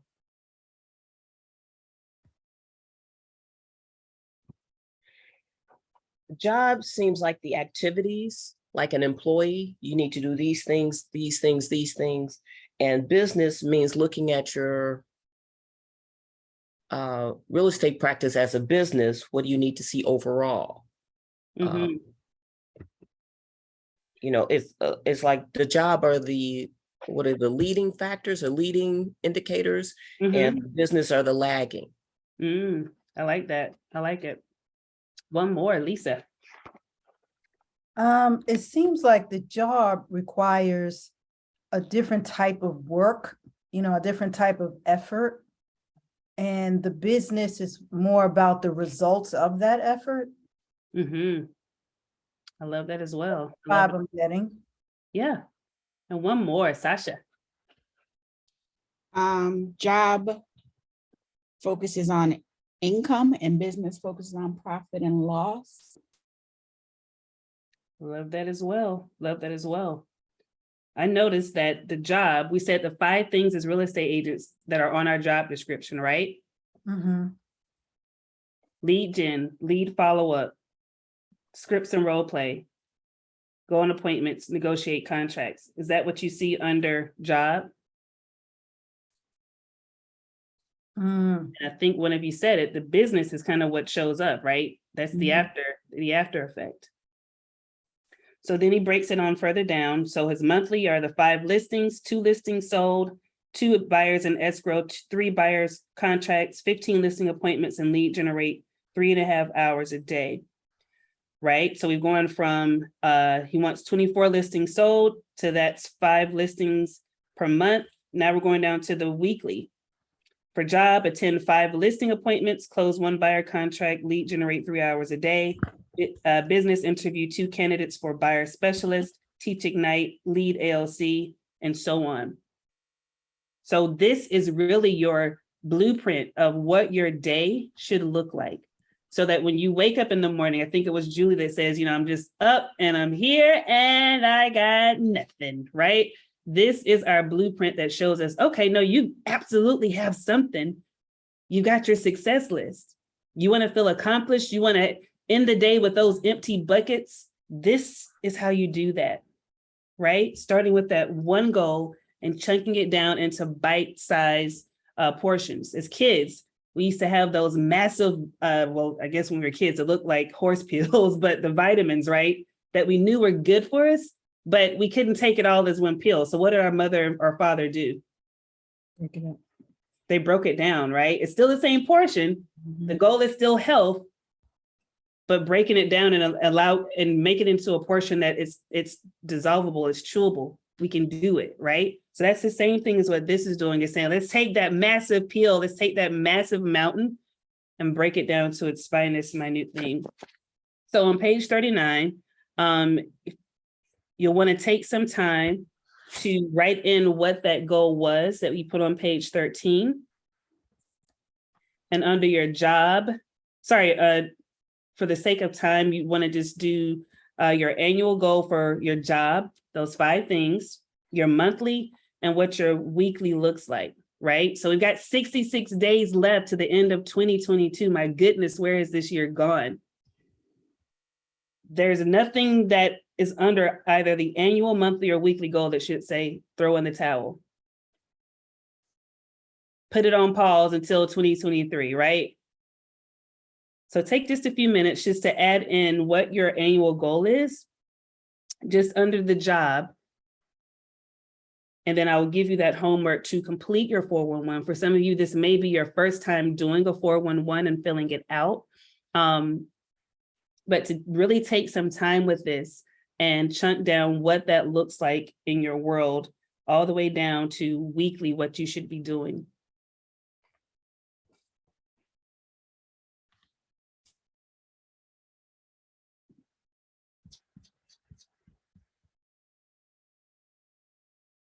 And if you want additional information, you can also go to www.mykw.kw.com, click on the resources tab, and then online 411, and you can always recreate it.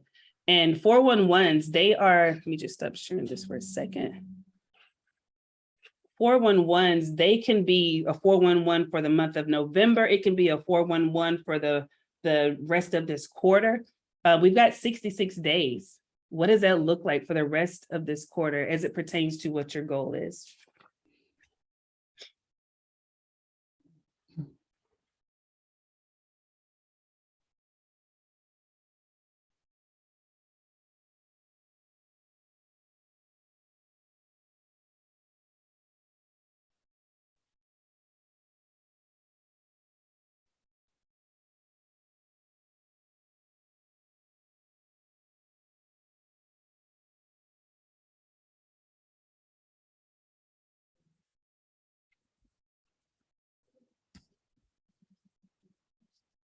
All right, so I trust that you will continue with that.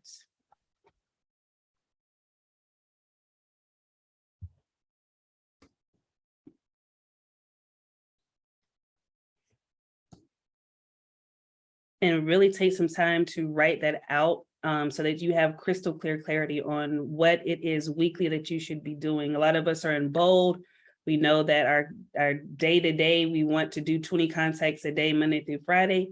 So weekly on there, we should have 100 contacts every week, right? All right, so let's put a bow on this, committing to our 80-20 principle. And again, if you're able or at a place, we are on page 40, moving on to page 40 and 41, Ms. Karen. And if you can show your face on camera, I'd love to see it. So I love getting that energy in return. So on page 15, chapter 15 of the one thing, you can find more information on time blocking your schedule. But it is absolutely a thing to grasp, just like the 80-20 principle. And it's another to apply it.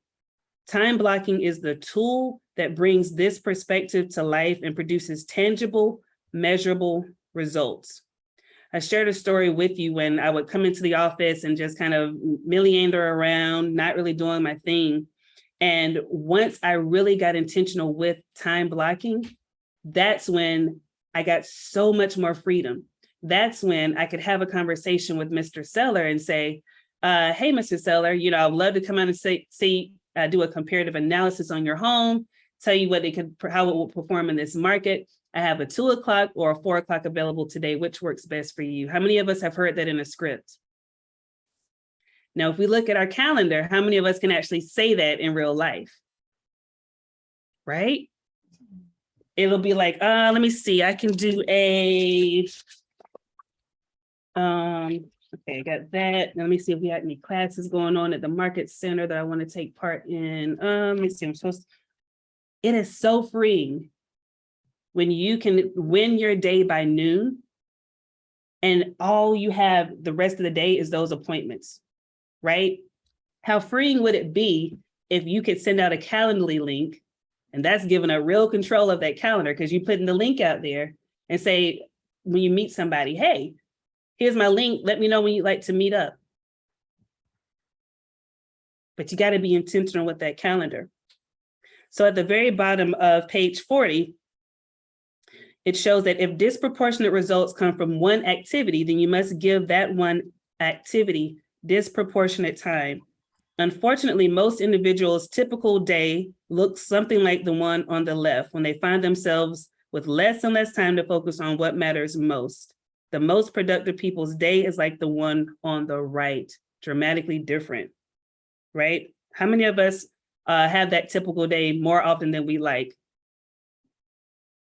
Right? And how many of us would love to have that productive day where everything is concise and you're doing what you should do and you're having more time of doing what you like to do? So it tells us the 4 keys to successful time blocking is to be consistent enough to set the appointment. How do you do that? You block an hour each week to review your annual and monthly goals. Time block time for your goals. Be in relationship with your goals. Be thoughtful and purposeful about the items you list on your calendar. Using your 411, ask yourself what needs to happen that month to be on track for your annual goals. What needs to happen in the next 66 days in order for you to not only meet your goal for 2022, but to crush it. That should be on your 411. Always time block for the big rocks, your 20%. How? You time block early in the day and block big chunks of it. This tells us no less than 4 hours. If you're intentional, you can get it done in 2 to 3, right? And if you erase, you must replace. Sometimes interruptions are real, need to be done now, and you must drop what you're doing. In that case, immediately reschedule your time block, all right? And the bold law, one of my favorites, on the bottom of page 41, if it's not in your schedule, it does not exist. Does that not slap you in the face like, whoo?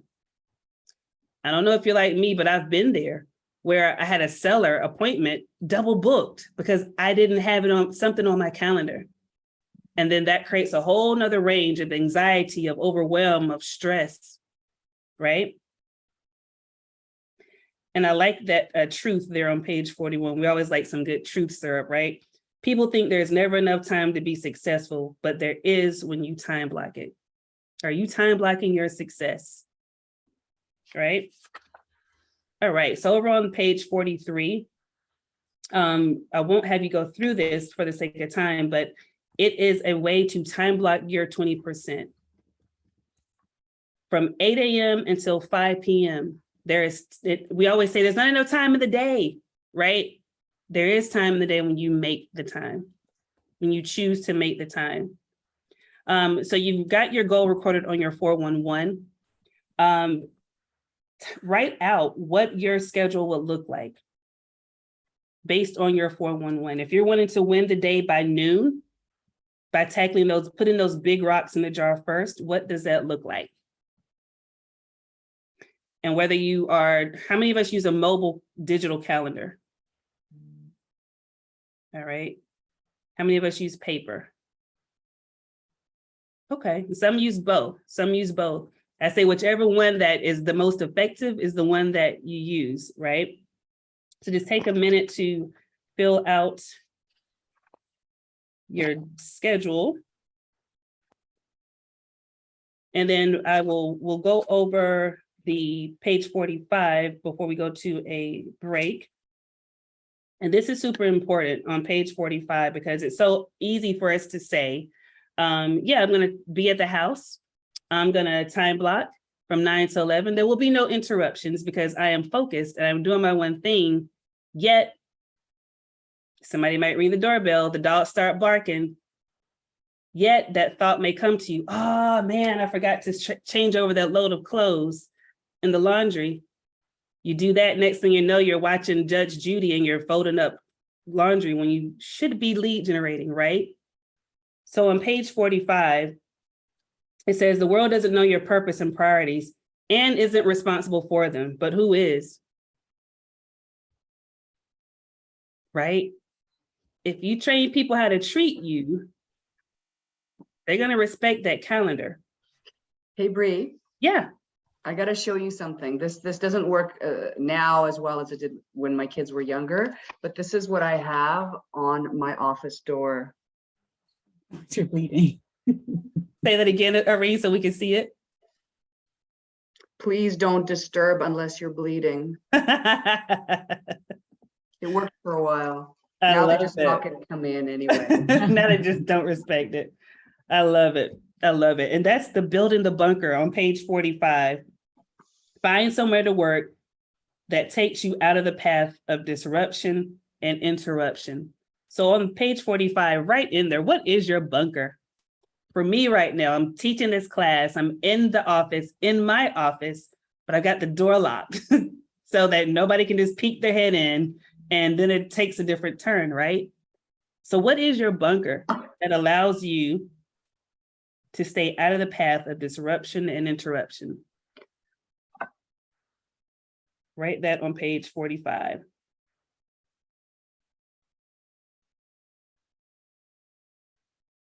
And if you don't have one, awareness is transformational.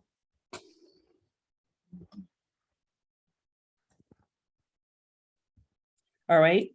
Number 2, and these are the 4 proven techniques from the one thing that help us battle distractions and keep your eye on your 20%. Number 2, store provisions. Have the supplies, snacks, and beverages you need on hand to avoid leaving your bunker for any other reason than going to the bathroom, right? Who was it that wrote it in there? Karen, we are the best when it comes to squirreling. I do it all the time. My husband is like, squirrel. I'm like, yep. So how can we remove those things that allow us to squirrel? Because it's like a domino effect. Once you squirrel on that one thing, it's like, you're out of here. All right, number 3, I would highlight that one because that one is, to me, at least in my world, that's where a lot of the distraction shows up. Sweep for minds. Turn off your phone, shut down your email, and exit your internet browser. Important work deserves 100% of your attention. Some people say, you know, the first thing when I wake up is check my emails, because of course it's a fire, right? So how can you remove that distraction? Maybe not having your phone by your nightstand to where you have to get out of bed to go get the phone. Now I'm up, so I might as well get my day started so I can win the day, right? When I'm lead generating, how can I make sure I'm not distracted by Facebook? You may say, oh, let me go look and see how so-and-so is doing on Facebook. Next thing you know, you're going down that rabbit hole. How do we sweep for minds? Set ourselves up for success to make sure we protect that bunker. And lastly, enlist support. Tell those most likely to seek you out what you're doing and when you will be available. As Irene said, it doesn't work for the kids. They just have a do not, it doesn't apply. They will be accommodating when they see the big picture and know when they can access you, right? Far too often, we get distracted and we get overwhelmed because we allow it to happen. We don't put up those barriers or those boundaries that allow us to focus on the one thing, right? So as the Atomic Habit says, when we employ peer support, our chances of success are 7 times greater. So making sure your loved ones are aware. Listen, 9 to 11, whatever it is, as Irene said, unless you're bleeding, I can't help you. Right? Protect your one thing at all costs. So what are your ahas? We are about learning for the sake of doing. What are some clarity moments, as we say, clarity is power? What are some ahas? Give me 3 and we'll take a break and then wrap this thing on up with the rest of the perspectives. What are some ahas that you've gotten from our time together so far?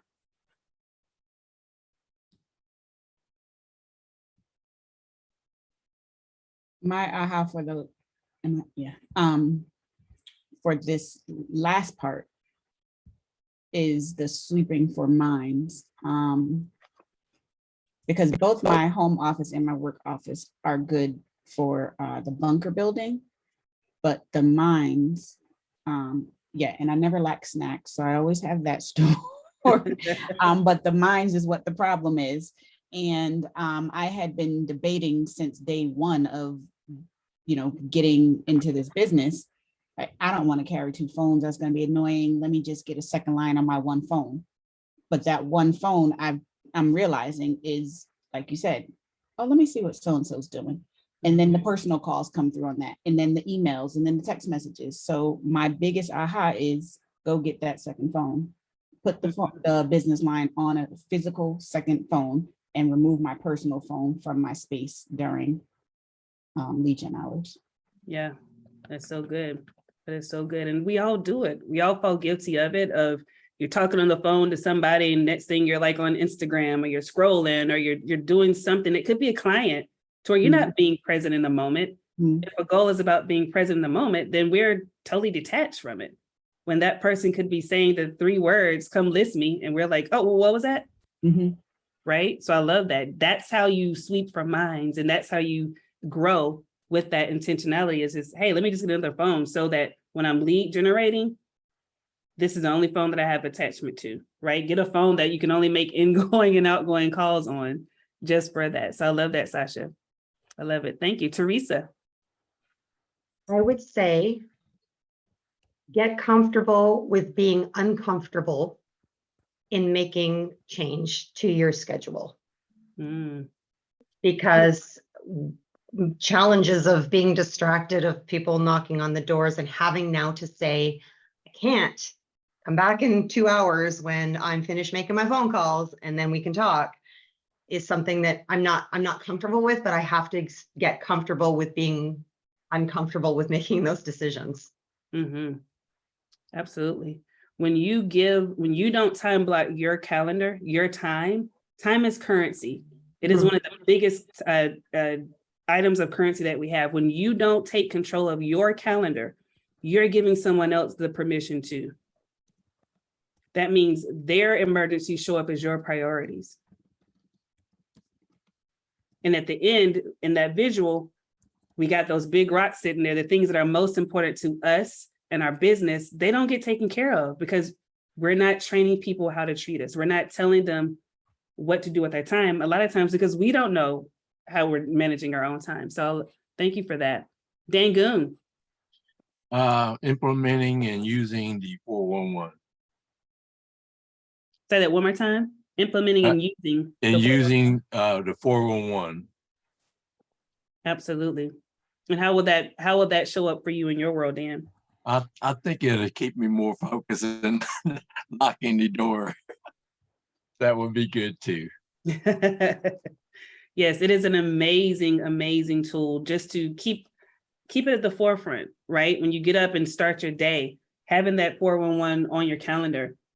And I've heard where people also color code it, right? So if you got it done for that day, that's a green. If you're still working on it for that week, yellow.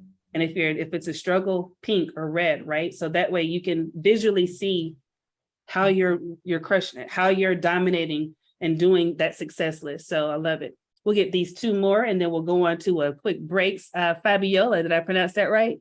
Yes, you did. Hi. Hi.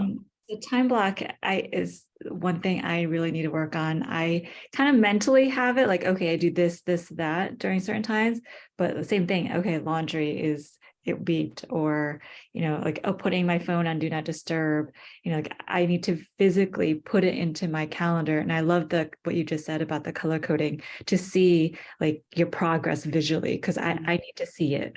So like, this is very eye-opening, and like simple things, like I have my blinds like right here to the deck. I'm like, I have to close it because I will look, oh, there's literally a squirrel out there. Literally a squirrel. This is like a great reminder. Yes, yes, literal squirrels. And when you see it, like, unfortunately, when you're almost about to hit it and the squirrel's like, which way do I go? Which way do I go? Right? That's kind of how life shows up, of like, here comes another distraction. Like, am I going to go to the left? Am I going to go to the right? But if you just stay in your lane, stay in what you know to be yours and what's most important, that allows you from getting knocked down by those distractions. So glad you had that awareness, Fabiola. One more, Vince Peterson. I would say it was dang, I just had it and it left. No. It was the success list, honestly. I'm not saying that I have I don't write down to-do lists, but I like have in the back of my mind of the things I need to do. And I tend to, like you said, have that squirrel mindset. Like, I'll end up trying to do everything all at once, and then nothing gets done. Mm-hmm. And so I think the success list was really impactful for me. Just prioritizing one thing at a time.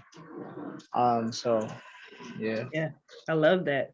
And for any new agents on the call, a lot of times, like, we don't know what we don't know. Everything shows up as it should be an emergency. Everything shows up as I should be doing it. And I would tell my coaching clients, we got to find a way to, instead of drilling 1,000 1-foot holes, to drill one 1,000-foot hole that it gets us closer to our goal, GOAL, and the GOLD. And that is that 411. It allows us to keep that focus. Feed your focus, starve your distractions. That's what that 411 allows us to do, to feed our focus and starve our distractions. And then when we put our head down and just focus on the activities, then we start to see the results, right? Then we start to see the results. All right, so we're gonna take let's do a 10-minute break, if you will. I'll get some music going, and then we'll jump into E to P. It is my favorite of the 6 personal perspectives. So come on back and we'll get the party started. Be back at 11:46. Perfect. Thank you, Bree. My pleasure. Wonderful faces. Hopefully you have a moment just to get some of those snacks. Oh, let me close my door so that I've got my bunker. All right. Don't want to have those distractions coming in saying you got a minute. How's everybody feeling? We good? Awesome. I see the thumbs up from Dangoon. That's all I need. That is all I need. Well, wonderful. It's been awesome just hearing your ahas and seeing some things come to light for you. As we continue on, we've got steps 3 through 6, which they will move pretty quickly. We've gotten through the chunk of the first ones today. So the next one is moving from E to P. Who knows what E to P is? Just shout it out if you know it.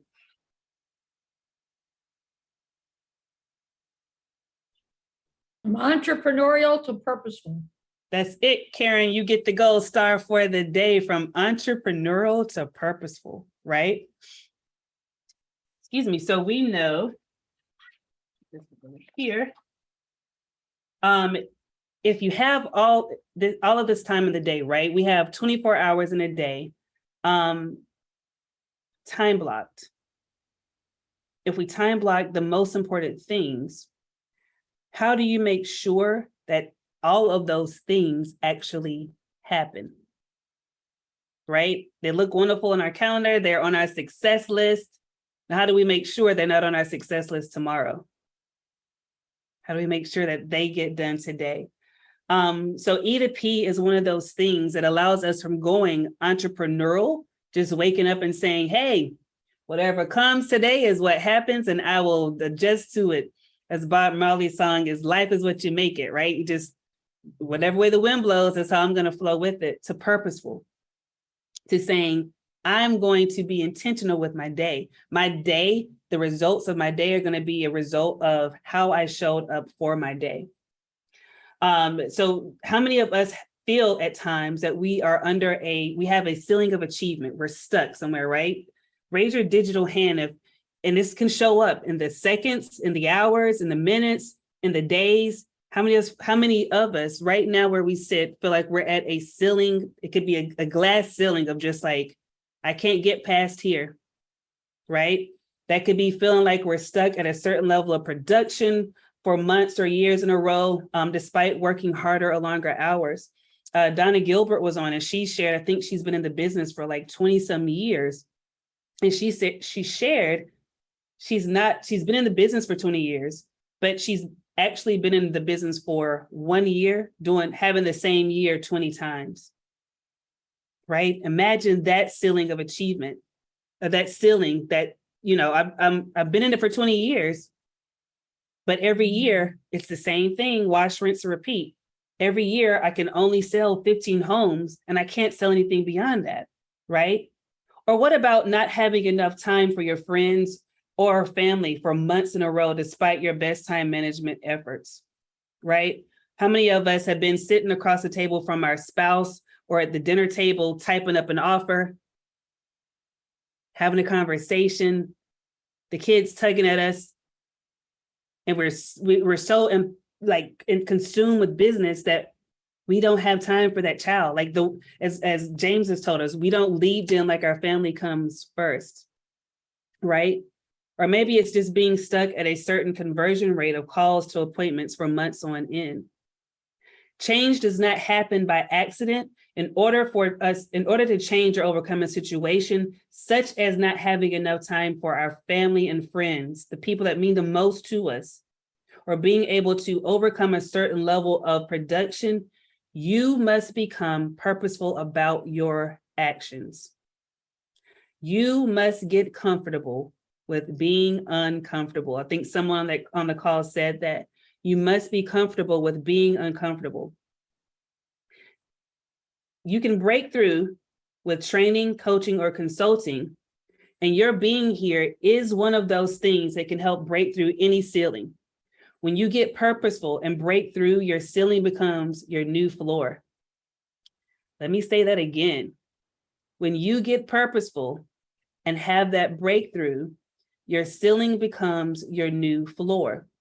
I think it was Lisa that gave that example of the stair, right?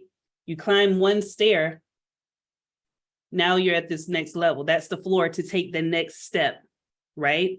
You take that next step. So that's breaking through these ceilings so that your ceiling can become your new floor. So that means you got to break through another ceiling. That means today, right where you sit, you may not be a person that time blocks every single day. You may not be a person that lead generates every single day. Yet if you implement and do those things, that becomes your new floor. That becomes your new floor. Now you can start to add on to the other things. I had an opportunity to have a conversation with Cody Gibson, and he was doing like these 10, 15-minute coffee calls. And I asked him, I said, when you have all the things that are happening and you still want to succeed, you want to hit some goals professionally, personally, how do you handle it all? How do you make sure you've got time for all of it? And he said, you don't. You master the current level that you're at before you start adding things on, right?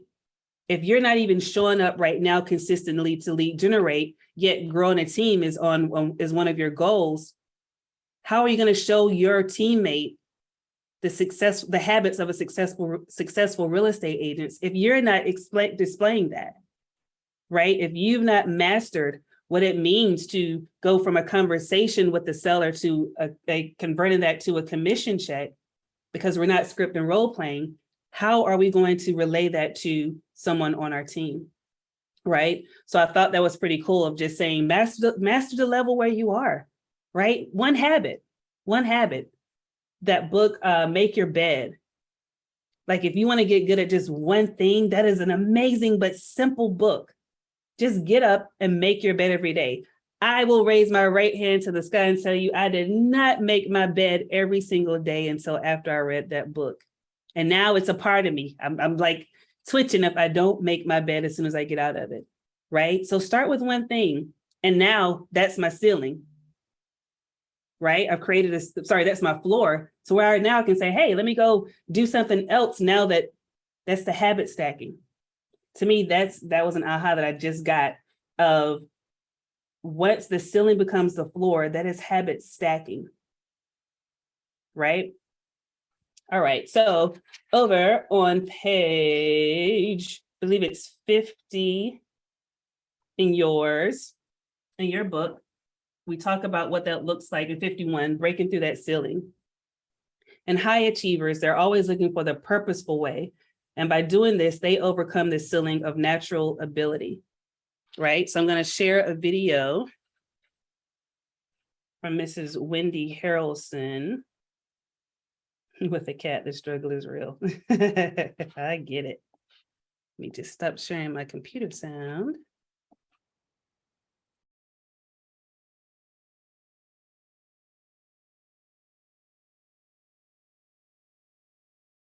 As James says, clicking all these crazy buttons, it's a lot to press, but here you go. Hi, I'm Wendy Harrelson. I've been with Keller Williams since 1991. Today, I'm here to talk to you about one of the 6 personal perspectives, entrepreneurial to purposeful, E to P. So entrepreneurial to purposeful is a way to describe it. Also, easy to painful. Sometimes that may make a little bit more sense in our business, right? So what I'm going to talk to you today is about one personal experience about being E to P, going from E to P. When I was an agent, a very young agent on a very slim budget, I had to figure out a way to do marketing. How could I get my name out there? So I decided that I was going to hand out cookie cutters on different holidays with a cookie recipe, made them myself, hand tied them, and I walked a neighborhood and I handed out 100 every single month on a different street.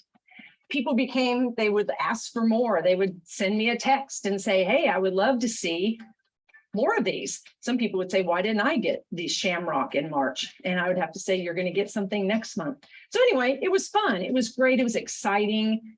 But after time, I did it for about a year. I became a little bit bored. It wasn't exciting anymore. I wasn't really challenged. And I started to feel myself getting a little bit burned out. One day my phone rang and it was one of these people that I had sent a cookie cutter to. And they said, I would like to use you as my agent and I'm going to buy a house in this particular neighborhood. This particular neighborhood was at least 3 to 4 times the price that I was marketing. And I was a little bit scared. It put me out of my comfort zone a little bit. I decided, well, become very purposeful and go represent these people in this higher price neighborhood. After I sold the house, I realized that I can do this. So I had to change my whole entire mindset and become more purposeful in my business, not just entrepreneurial, doing what's easy, what's exciting. So I started marketing other neighborhoods. Over time, ran a very successful business. It was very successful as far as more deals, not so much marketing anymore. So I felt a little bit burned out, realized again, I've got to become more purposeful. I was getting very comfortable. So a team leader opportunity was presented to me. And I thought, oh my gosh, team leader. What a scary experience. Then it's not just about me, it's about everybody else in the market center, creating opportunities, teaching models and systems to these people. So when you become from entrepreneurial to purposeful, you have to implement models, systems, accountability. I really had to think about this decision. Well, I did decide on taking the opportunity, became a very successful team leader, created a lot of opportunities for other people. And I realized that, again, you can become entrepreneurial in your own current position. And you have to become purposeful. You have to wake up every single day and decide, I'm going to be entrepreneurial purposeful. There's nothing wrong with either one of them. It's just that when you decide to become purposeful, you probably will create more opportunities, not only for yourself, but for others. Okay, so in a brief summary, entrepreneurial to purposeful, E to P. Remember, E is easy, fun, exciting, not so many models and systems. You can actually hit ceilings of achievement. So become purposeful. It might be a little uncomfortable. Might be a little bit painful. You may have to put a little accountability in there, but also the models and systems that we have in this company will get you through that ceiling of achievement, will allow you to move on to the next level. Because at every position that you'll ever be in, pretty much every position you're probably in your life, there's always a way to go a little bit farther. And so it has to go back to models and systems, purposeful pain sometimes, a little bit of pain, a little bit of uncomfortableness. But you know what? When you focus on that, become focused on being purposeful, you do other things for other people, creates a better life for yourself, your family, everyone around you. So here's my message. Let's go be purposeful. All right. What are some ahas from that video?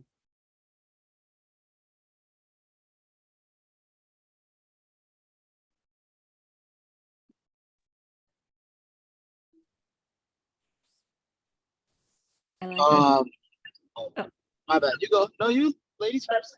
Fabiola, what you got?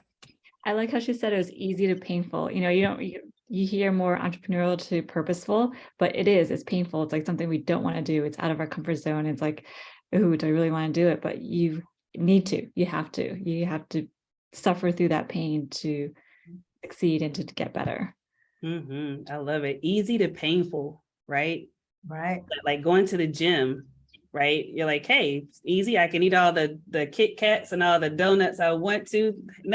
Everything is cool until you realize you've got diabetes or until something shows up, right? To the painful. The painful is that part where you got to envision yourself being healthy. You got to envision yourself doing the exercise. What is it? No pain, no gain. No pain, no gain. You got to, as a conversation I had with a MAPS coach, is the pain is the push.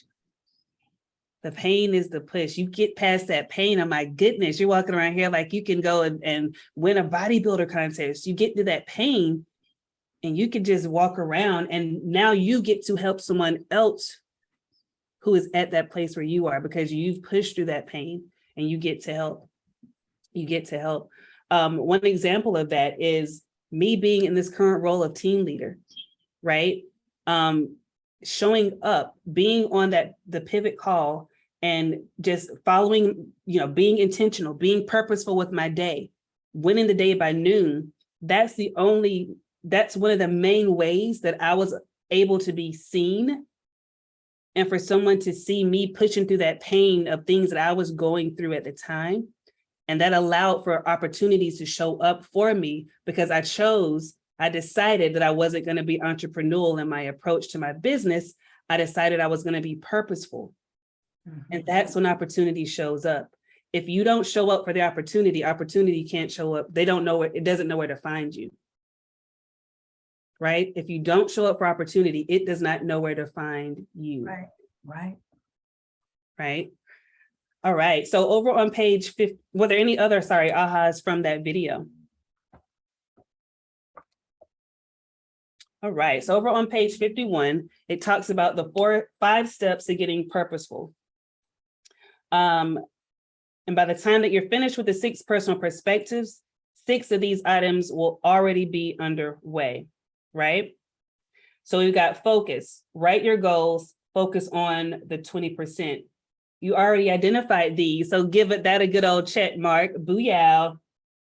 Number 2, find strategic options. Ask, how can this be done? Are there different or better ways to do it? Number 3, find models to follow. Attend training that teaches you how to get where you want to go. Identify mentors / people who have done it. If you're the smartest person in the room, you're in the wrong room. You are in the wrong room. If you want to be around millionaires, hang out where millionaires go.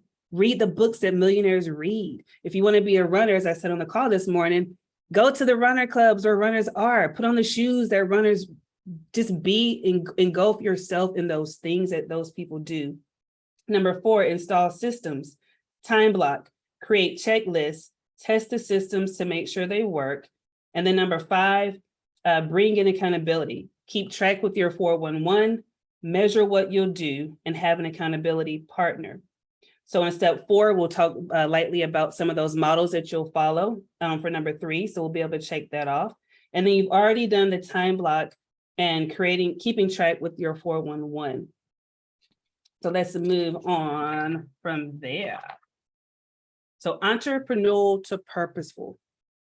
I love that, Irene. Leaders are readers. How are you going to show up and be purposeful?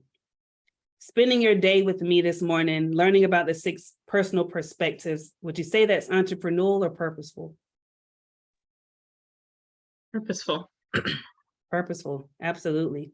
When we end this call today and you pull out that time block calendar and you pull out that 411 and you actually implement, would you say that's being entrepreneurial or purposeful? Purposeful. Absolutely.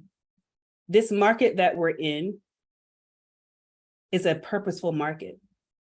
The market that we just came out of, at least here in Charlotte, North Carolina, and from what I understand of being on the call, a lot of us worldwide, nationwide, are experiencing the same market.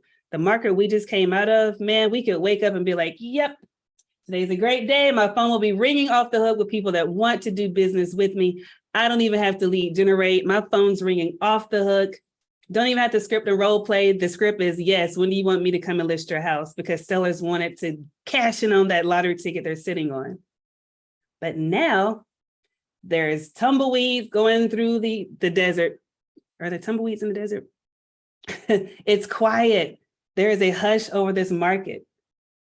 Now is the time where we have to be purposeful. It's almost like we don't have a choice, right? We have to be purposeful around the conversations that we're practicing with our accountability partners or our scripts and role play partners, because we don't want to practice on our clients. We no longer have a pass to do what feels easy or a natural ability. Because if you don't know how to tell a seller that, hey, you're not going to get $600,000 for your house anymore, you've missed that bus. If you don't know how to have that conversation of, let's reduce it to where it will sell, we're not seeing that in the way of a paycheck either. Right? So P also can mean pay, promise. All right. Any other ahas on being entrepreneurial to purposeful?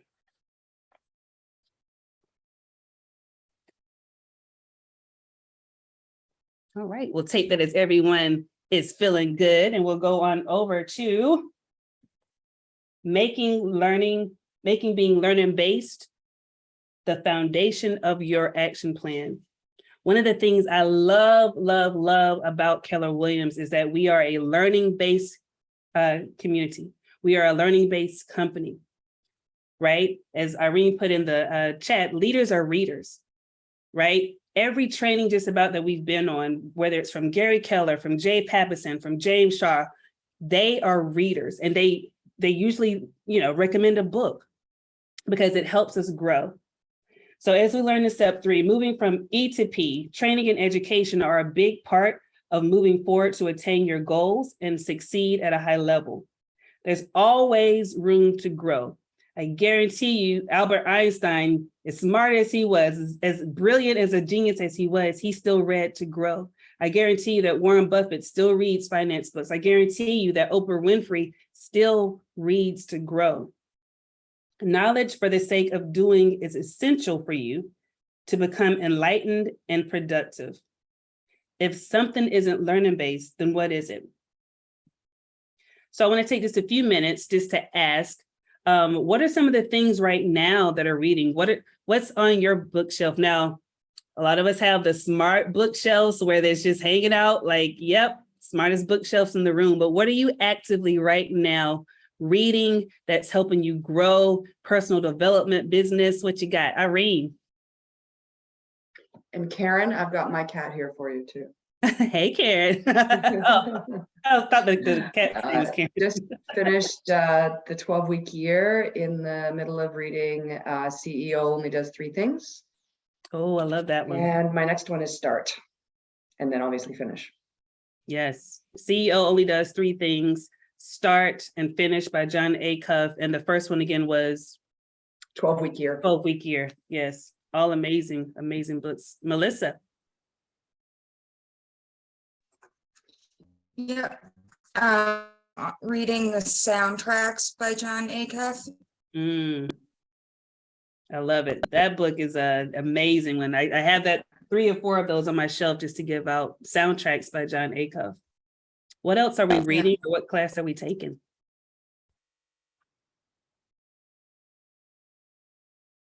Kelly. I'm currently reading Ryan Serhant, Big Money Energy. I'm also sort of in the middle of How to Dominate a Neighborhood about farming. So I kind of go back and forth between the two, almost done with both. And the next class I'm taking is today at 1 o'clock on how to be better in this market with creating CMAs for our clients. Love it. And so necessary in this market, right? Got to price it right. I love it. All great reads. Lisa. I'm reading How to Win Friends and Influence People. Again, it's just a timeless book. You read it different times and you have different perspectives. Yep, so true. And it shows up in every aspect of our world, right? Whether it's business, personal, we want to influence, we want to leave impact. So that's another great one. Thank you. Josie. Hey, so we also just finished a 12-week year, which is really good. We do a quarterly team book club. So we were going to do 15 Invaluable Laws of Growth, and then our coach brought up a different Maxwell book called Put Your Dream to the Test. And it has these like 10 questions that you can kind of ask yourself to really kind of help you focus more on your vision and your big why. So we all were kind of like, can we do that next? Personally, I am not a reader. I know I wish I was, because I know how important it is, like for leaders, right? Leaders are readers. So I do Audible. And so personally, I am doing Jen Sincero's You Are a Badass, and Chris Voss's Never Split the Difference. So trying to just pour all of that into myself and keep myself in the right mindset. I love it. I love it. And I'm with you. I used to be a bookworm, like back in the day, got awards for the Reading Rainbow Award or something. And then we get adults, we don't have time, or we don't make the time, right? So we could either say, okay, I'm not a reader, so I'm just not going to read, or we can find a way to make sure that we stay learning based. So thanks for sharing that. Because a lot of us, having a book, this is like, but there's the Kindle, right? A lot of us spend a lot of times waiting in line, especially if you're at the DMV, whip that Kindle out and just read, right? This is what happens when we get intentional with our time. It allows for other things to show up. Karen. Yeah, I'm currently reading Psychology of Money. Just finished Tiny Habits and work on learning. I'm working on my short sale foreclosure certification. Then I also always have a fiction book going. Right now I have what's called an ARC, an advanced reader copy of an author friend's next book to read and be ready to review on release. So that's kind of fun. It's sort of, paranormal-ish, good Halloween read. Hey, you gotta have some fun in there, right? Gotta have some of the something that just takes our mind sometimes away from the business and the personal growth, right? So have a little bit of balance. But no, this is wonderful. You all are learning based. And I can tell because of what you've already shared. You're here today. So like this is you're breaking through ceilings. You're breaking through ceilings. And if you're not a book reader, find a way. There's plenty of networking opportunities of people that are growth minded that you can get into, which will also be a double-edged win-win because you get to meet other people from a networking standpoint, but find ways to continue to be learning based. So over on page, I believe it's 55 in your book, it says a learning based individual is an individual who has made the decision, here we go with that decide word, right? Made the decision to use effective learning as a foundational piece for their action plan to develop life. And then it has at the bottom, trivial pursuits lead to nowhere, knowing for knowing's sake, ignorance-based, I know what I know and I'll ignore anything else. How many know some people like that are like, they think they're always right, they can't be told anything the opposite, their word is the gospel, and they're also complacent and right where they get to sit with that. And then we have the higher self-actualization of productivity outside, enlightenment inside, and that's knowing for doing's sake. being learning based. I know what I know, and there is more to know. There is more to know, right? All right, so over on page 57, it talks about the 4 levels of competency and how they relate to being learning based. All right, so it says, number 1, you start this process at level 1, unconscious incompetence. At this level, you don't know what you don't know. I like to say that as like real estate agents, right? Brand new real estate agents getting into the business. We don't know, we don't know. We just know that that test was horrible and we just want to never have to go through that again, but we don't know what we don't know. And it gives the example, if you've never driven a car, you have no idea of how complicated it can be. All right, and then number 2, if you acquire some knowledge, you move to level 2, which is conscious incompetence. At level 2, you know what you don't know. For example, once you start to drive, you might figure out that parallel parking can be a challenge. And there's other explicatives we could probably put in the place of a challenge for those that can't parallel park. But that's the one thing that made you cringe when you had that driver's test. Not saying I'm triggered, but yes. So number 3, if you apply wisdom to your knowledge, you will move to the next level, which is conscious competence. This is when you become proficient at parallel parking, though you may have to focus on each step, right? I see this when you're pulling up to parallel park and it's outside of a restaurant that has patio seating. So you have an audience of people that are now watching you parallel park. So you have to focus on each step because you don't want to be the laughing stock, right? Each step is important to you. I got to line up with the car next to me, slowly back that tail end in and make sure I don't hit the front bumper of mine, the back bumper of theirs. You're focusing on each step of the process. And then you get to step 4, which over time with additional practice, your competence becomes a habit and you move to level 4. At this level, you could really readily parallel park while you're singing along to the radio. Who can do that right now? Oh, y'all are okay, rock stars. I have to turn the music all the way off, and I'm still at step 3 with the parallel parking. It has to be complete silence. It has to be complete silence. All right, so under unconscious incompetence, what is the missing word there on that model? Knowledge. If you want to write that in.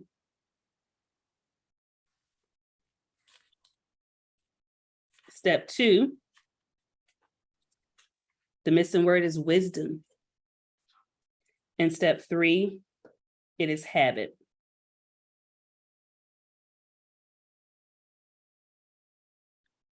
Attaining unconscious competence in your 20% task leads to unlimited success.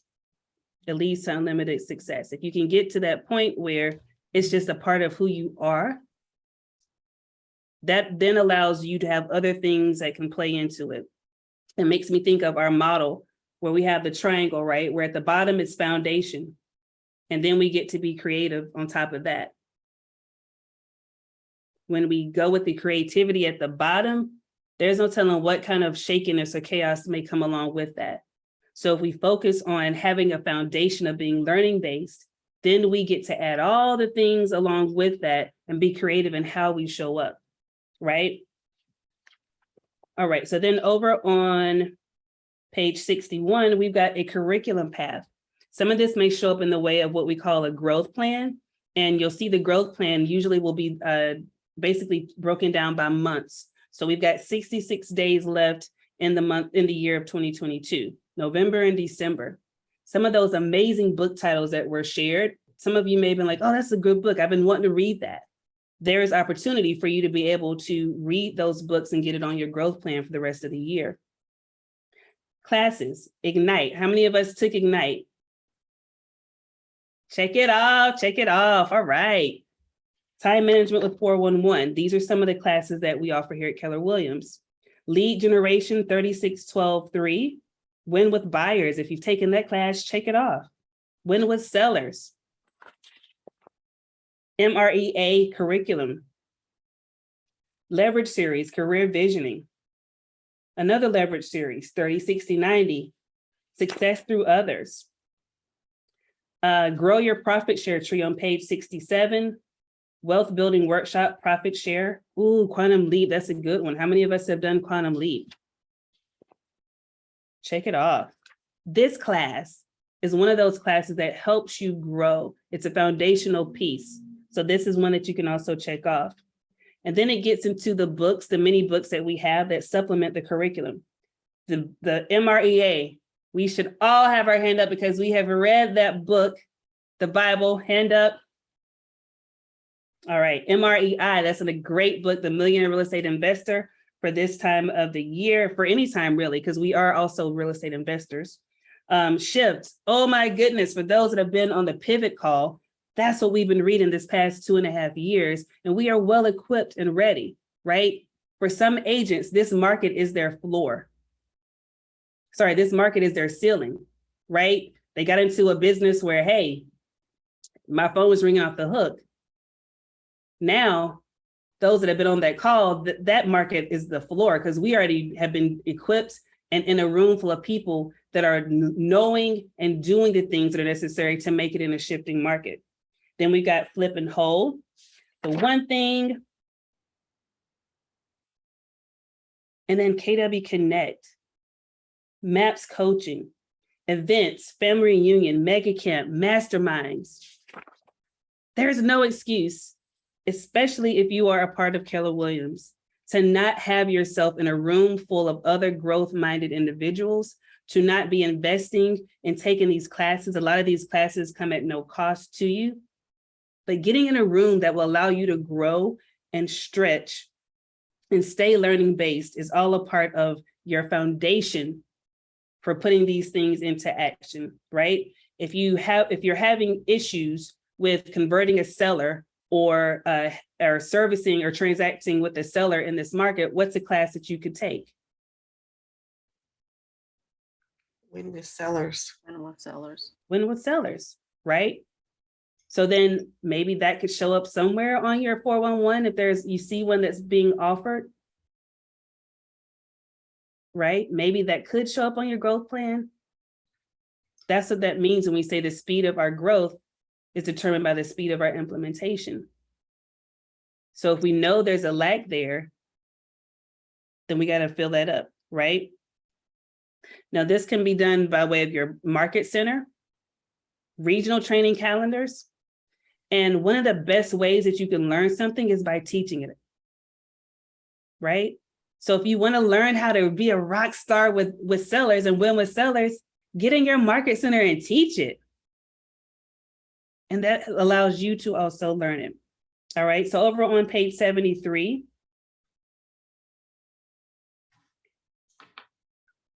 it talks about being consciously incompetent.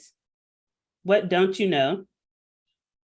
Skimming back through those pages and seeing what opportunity you have for a class that you intend to learn from or books that you intend to learn from. And then it says to commit to learning. If you have a smartphone or tablet, go online and either register for a class you want to take, download a tool you need, or order the book you want to read. So many times we say, oh yeah, I'll do it. And we squirrel and it doesn't get done. And we end up saying, I should have, I could have. Starting today, the first of the next 66 days that are left in 2022. Whatever you put down on this page, do it. If it's a book, order it. Not during the class though, but whatever it is, just do the thing. All right. All right. So here's where it's going to get a little fun, a little dicey. If you have a piece of paper where you are, or in your manual, if you see a piece there, I want you to close, well, let's just do this. Close your manual.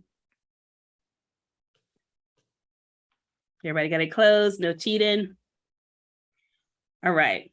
Now, by a show of hands, And without speaking, raise your hands if you can draw. See, 1, 2, so. Okay. All right, we'll put the hands down. Now, if you pose that same question to a group of first graders, how many first graders do you think would have raised their hands? All of them? Yeah, they'd be like, oh, 100%. oh, I can. Oh, sorry if my arm faded, but I can, pick me, right? They're like, I can draw. You would agree that most would, rather than most of us adults. And that is because we heard the question as, how many of us can draw well? Not how many of you can draw. So you now have a limiting belief as an adult that you probably did not have as a child. Limiting beliefs can really cost you. Those of you who raised your hands, jokingly, of course, you have a $5,000 check for each of you. I have a $5,000 check for each of you in the back of the room because you can draw, right? What does that look like in the way of opportunity, especially for new agents? If someone says, hey, can you do this? You meet somebody at the grocery store and they say, hey, you got your name badge on. The Lord told me, good Lord above, that the next person I saw with a badge, I needed to use them to list my house. Do you feel capable? Do you feel able? Or is there something telling you, I mean, I'm an agent, but I don't know if I'm a listing agent. I'm an agent, but I don't know if I can sell your house. We all have limiting beliefs, and they show up in when we feel like we're on top of the world, on top of the mountain, and sometimes they show up and it makes us feel like just unable to move. Now, to face your limiting belief, before you can turn them around, you have to face your limiting beliefs before you can turn it around, right? So over on page, I think it's 77 in your book, when I love that, somebody read that quote at the bottom of page 76 for me.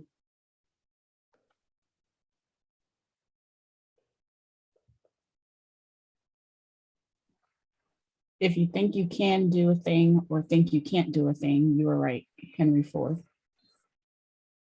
True, right? Some of you, when we ask, can you draw? You're like, yeah, so, right? You're right. Whatever way you answer that, you're right. Right? So over on page 77, and thanks, Sasha, it says, remove your limiting beliefs. You will need to clear your mind of limiting beliefs before you can successfully develop at a higher level. Are any of these thoughts in your head? I don't have enough time for training. I can't be successful in this market. I can't devote 3 hours each day to lead generation. Who's had either of those thoughts run through their head? Right? And I'll raise my hand to that too. High achievers remove beliefs from their thinking that hold them back. So let's redirect these thoughts into positive ones, into unlimiting beliefs that will fuel your success. So to rephrase, I don't have enough time for training. Someone read that first bullet point and let's see how we can make that an unlimiting belief.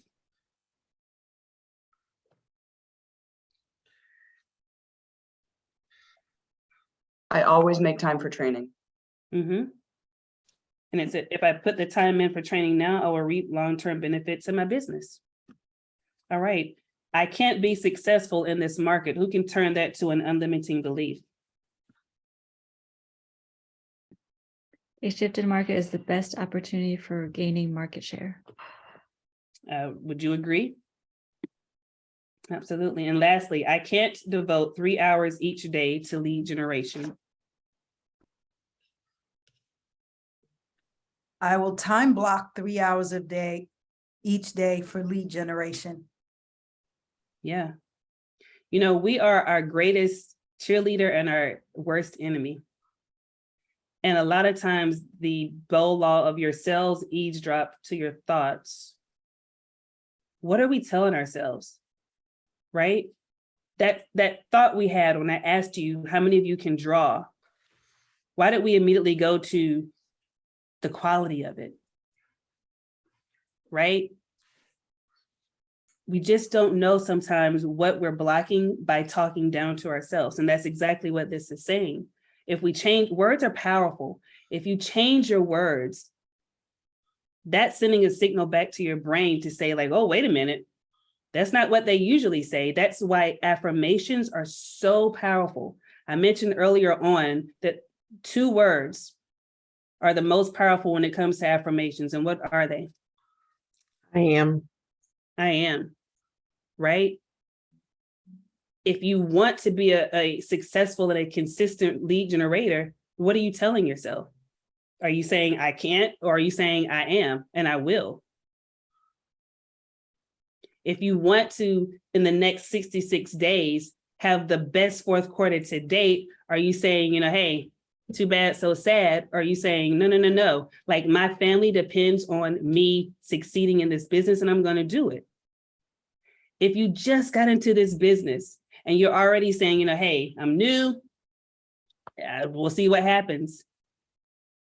Instead of saying, I am an amazing agent and I'm going to be successful. I will have my best year. What are we telling ourselves?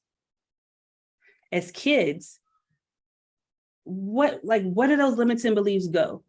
My nephew, I don't even know that he knows how to swim, but as a child, he would run straight for the water. We're like, no, no, no, no, no, you don't know how to swim, right? Kids. You want to say, who's a superhero in here? Who has a superpower? They're raising their hand. As adults, we're like, I don't know. What's my, you have a superpower? What's my superpower? There is no limiting belief in a child's mind, but what's happened when we become adults?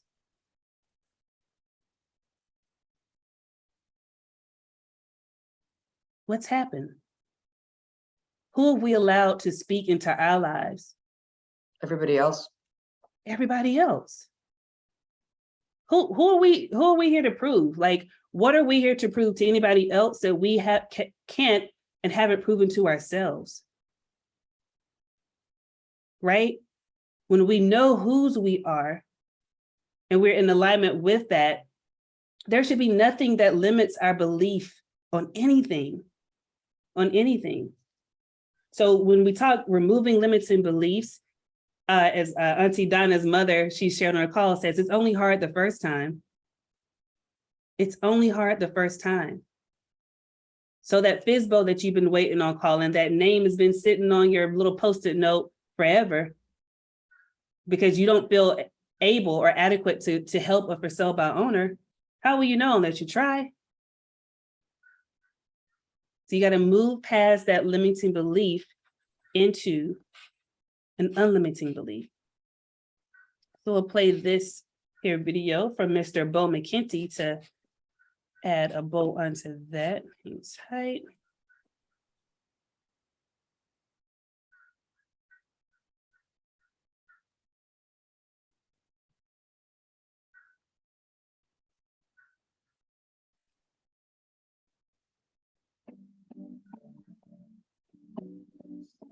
Hi, I'm Kimber McKinney, and I've been with Keller Williams since 2007. And I'm excited to talk to you guys today about our 6 personal perspectives, specifically removing your limiting beliefs. Now, what are limiting beliefs? These are our thoughts that can often hold us back from being able to achieve unlimited success. So what we want to talk about is how you can remove your limiting beliefs and unlock unlimited potential. When I first started in the business, I just finished my first year in real estate, and we set a wild goal to close 100 transactions. Nobody in our local market in DC was closing 100 transactions at the time. And so immediately after we set it, I felt sick. I was like, there's no way we're going to actually be able to achieve this goal. And I realized I needed to look outside of my local market to find others that had already achieved 100+ transactions.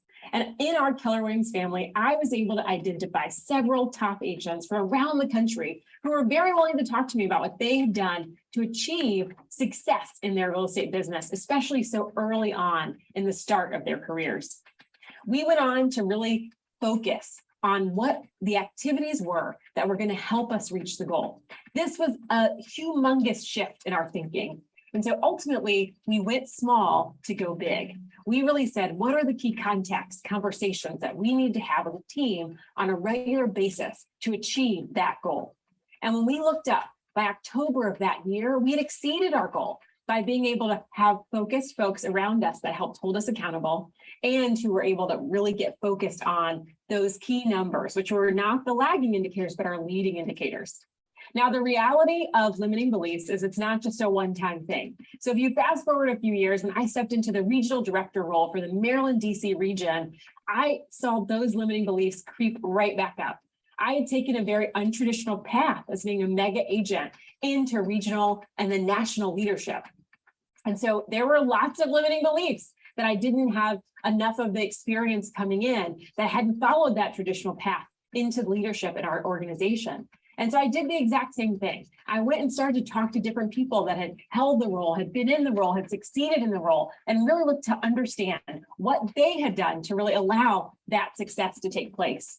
And that piece of being able to identify someone that could walk you through and really transform the idea that this limiting belief was actually something that was inside of me, that was holding me back from being able to recognize and realize my full potential. So I'm going to encourage you today to first to identify a moment when you realize that it might be a belief that you have, that maybe one that you've had your whole life, that's holding you back from doing the production that you want to do, from stepping into the leadership role that you want to do. And the second thing I'm going to encourage you to do is look for someone in your world, and maybe not in your world today, that has actually achieved that they've done this thing, they've been in the role, they've closed the units that you're interested in doing, and pick up the phone and have a conversation. Get on a plane, meet them, have a conversation, and then look not just about what they did, but really understanding a couple of really specific steps that they took to achieve that goal, that you could implement back into your practice. Because we know when you unlimit your beliefs, you unlimit your potential. All right. What ahas might you have gotten from that?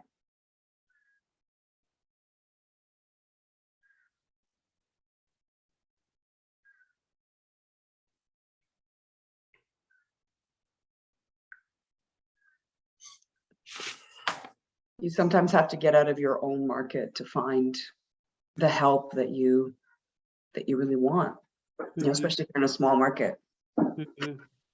Absolutely. Absolutely. Anyone else?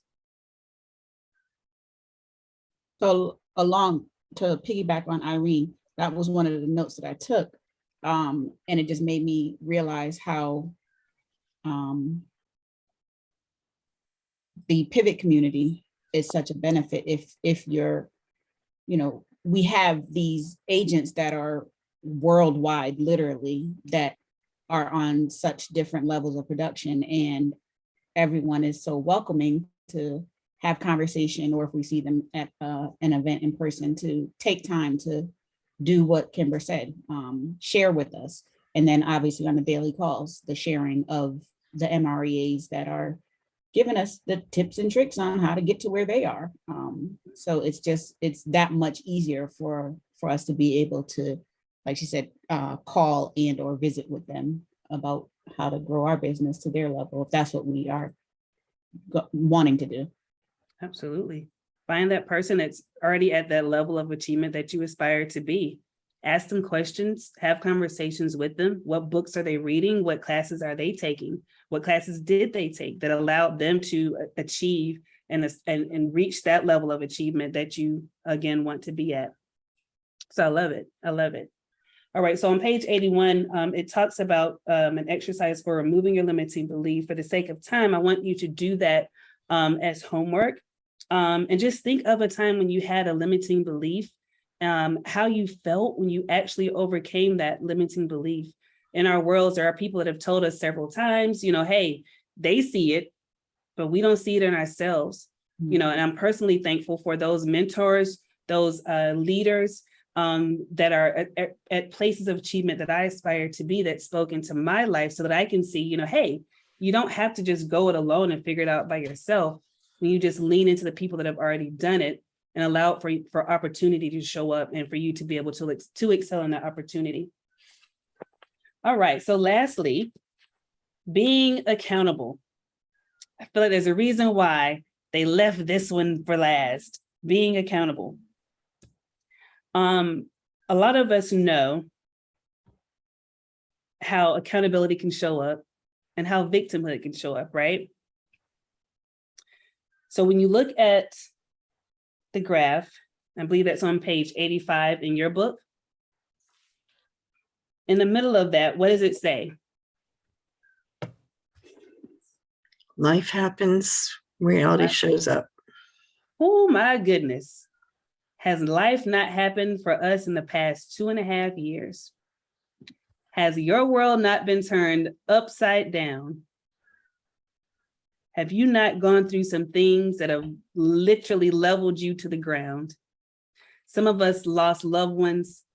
Some of us, whatever business has it's not coming anymore. Life is happening. And life is not just an event. It happens every second. It happens every minute. It happens every hour. Yet we get to choose how we respond to it. So on the left side, it says, a victim, which is status quo, they don't seek reality. They ask no questions. They fight reality, which is denial. So a victim doesn't seek reality. They fight it. They find a way to blame. They have personal excuses, and they wait and hope. Now, on the right side, a person that is accountable, which equals change, they seek reality. Awareness, as we said, awareness is what? Transformational, right?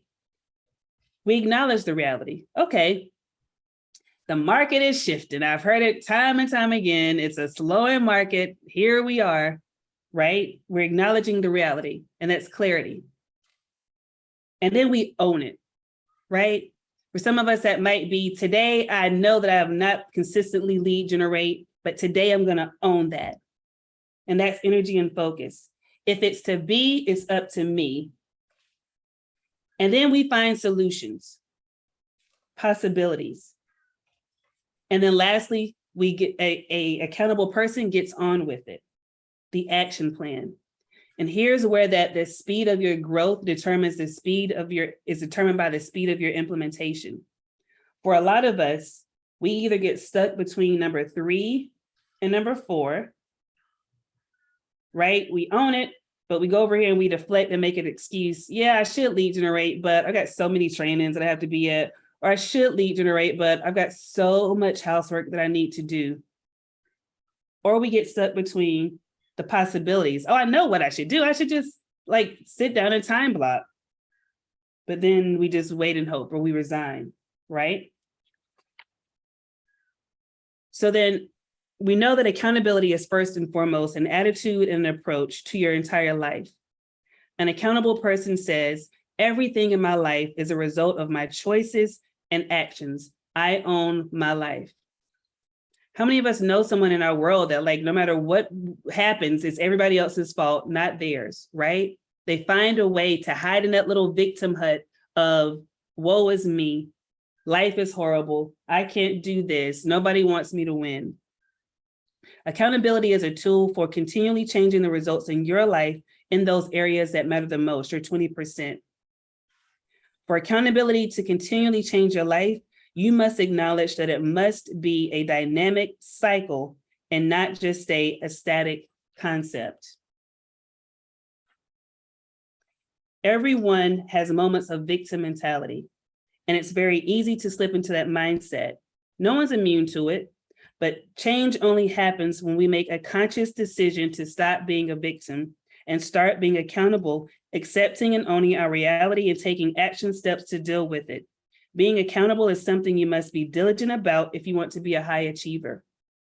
A conversation I had with another coach, She asked me to do something or made sure she did something. And she said, hold me accountable. When you're accountable, it means you care. When you're accountable, it means you care. And so many times accountability has such a big cloud around it because people feel like accountability is someone telling you what to do or calling you out. No, it's caring. It means I care enough about my one thing, my 20%, that I'm going to put an action behind it because it means that much to me. All right. So lastly, we'll play this quick video from Mark Wise about being accountable, and we'll put a bow on this thing. How does that sound? All right. Let me get this on up for you. And I appreciate you all staying engaged and participating at a high level today. Get this on.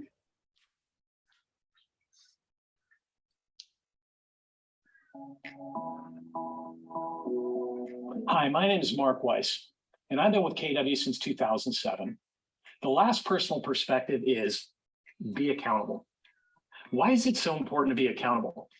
Well, if your life is a journey, you get to choose whether you're going to be a passenger or the driver.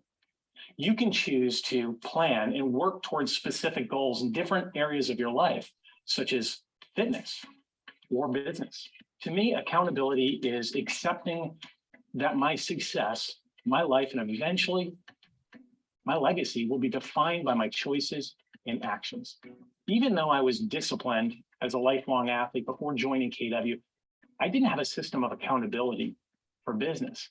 In fact, when I joined KW, I was going to be an investor in a market center. And the OP brought 75 agents. He was the largest independent broker in town. My wife and I, we brought 14 agents. And we rented an 8,000 square foot office. And as the weeks went on and we were waiting for New York to allow us to open, he came on one day and said, I've got cold feet.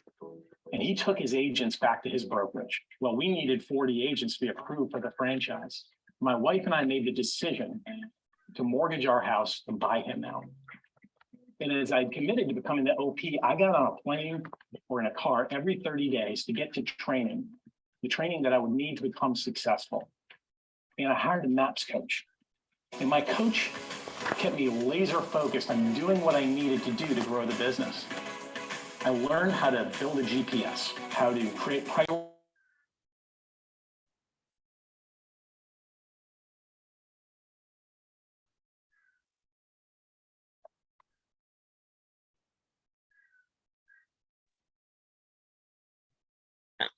I can't hear it anymore. Yeah.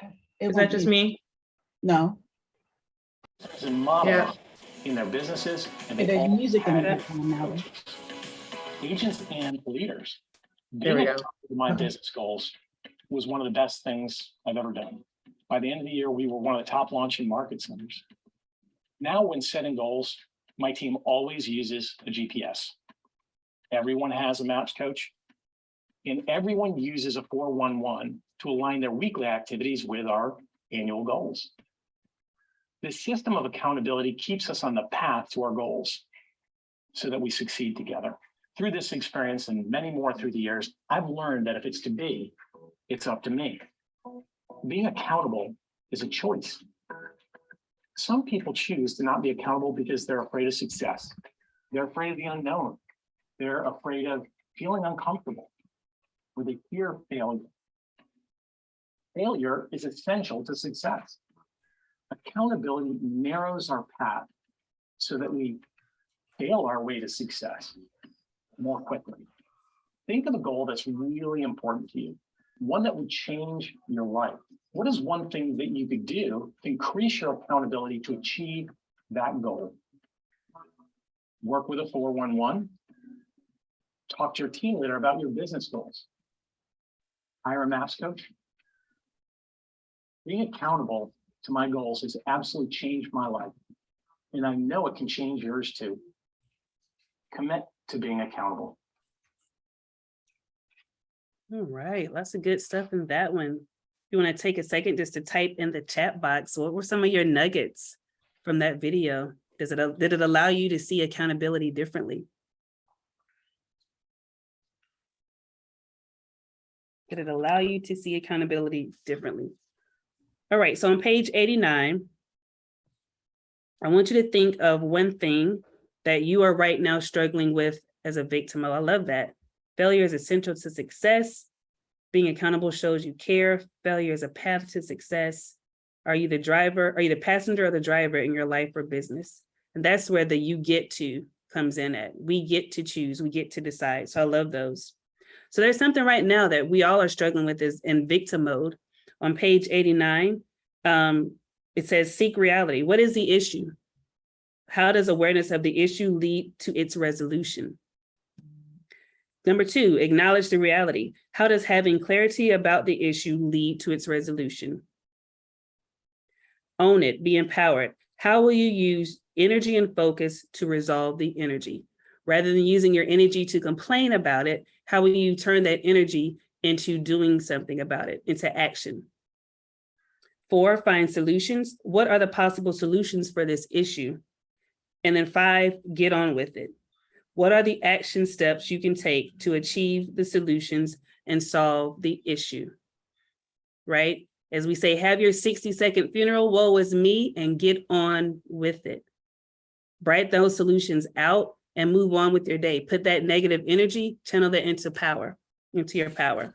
All right? So then over on page 91, Mark King, he tells us who are his people, who are his tribe, right? As we say, your tribe is your vibe. He shows who his are. Gary Keller is his financial person. Jesus Christ, Grandpa, and Pete Renfro are his spiritual. His physical is Dr. Jason Fung, and his business is Gary Keller and Paul Lieber.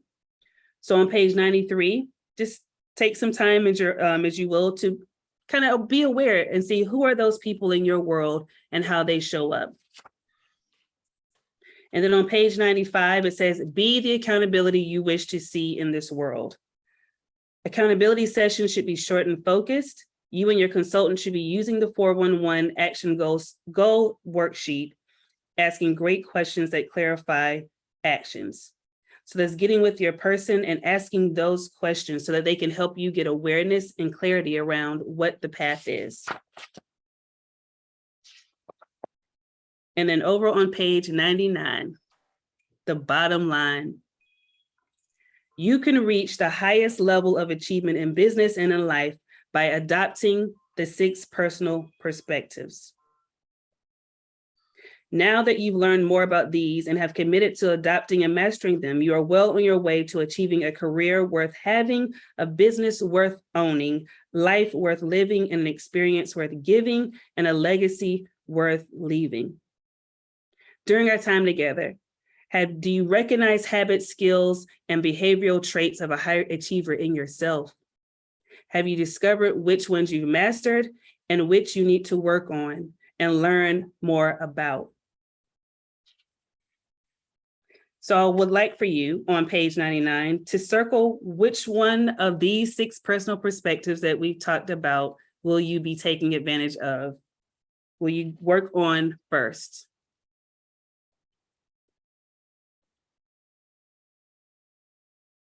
Which one will you work on first?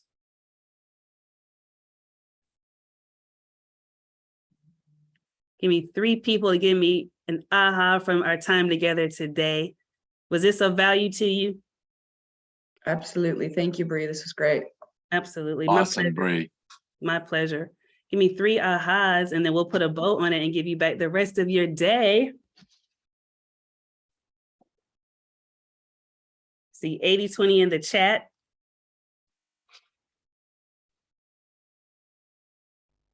E to P. Shout it out. I want to hear some. Let me hear some things. Change only happens when we own our reality. Everything in your life is a result of your choices and your actions. Mm-hmm. Love it. What else? You're a driver, not a passenger. Yeah. Be the driver, not the passenger. This is your world. This is your world. We only have time from that date that we were born to the date that our time is no more. We only have that dash in the middle. So what are you going to do with it?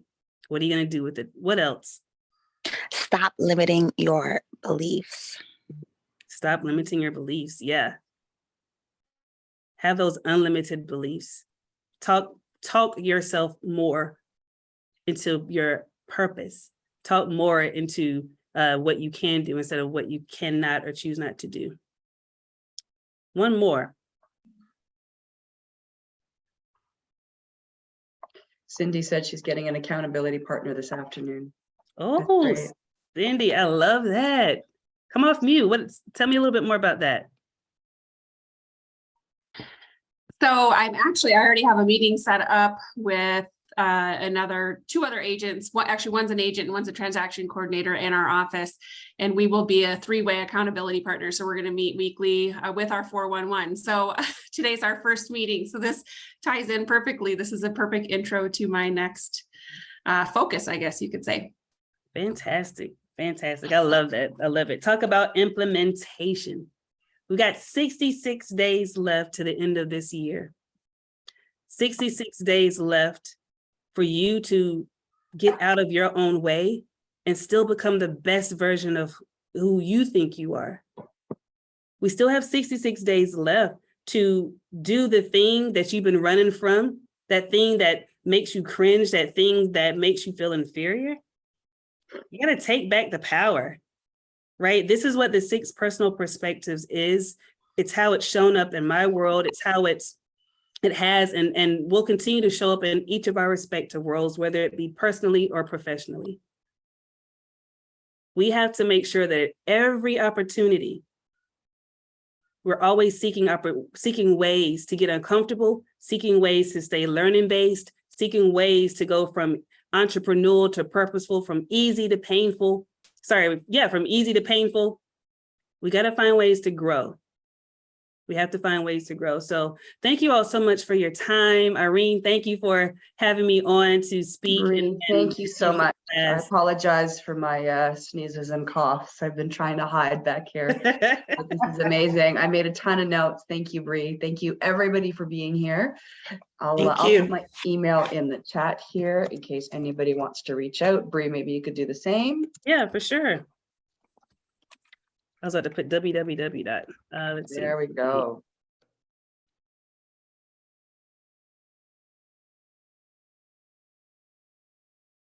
That's awesome. Thank you, everybody. Go and make it a great day and a great week. Great class. Thank you. And a great year. Day 1 of Thank 66. you. Let's go. Bye, everybody. Thank you. Let's go. Thank you.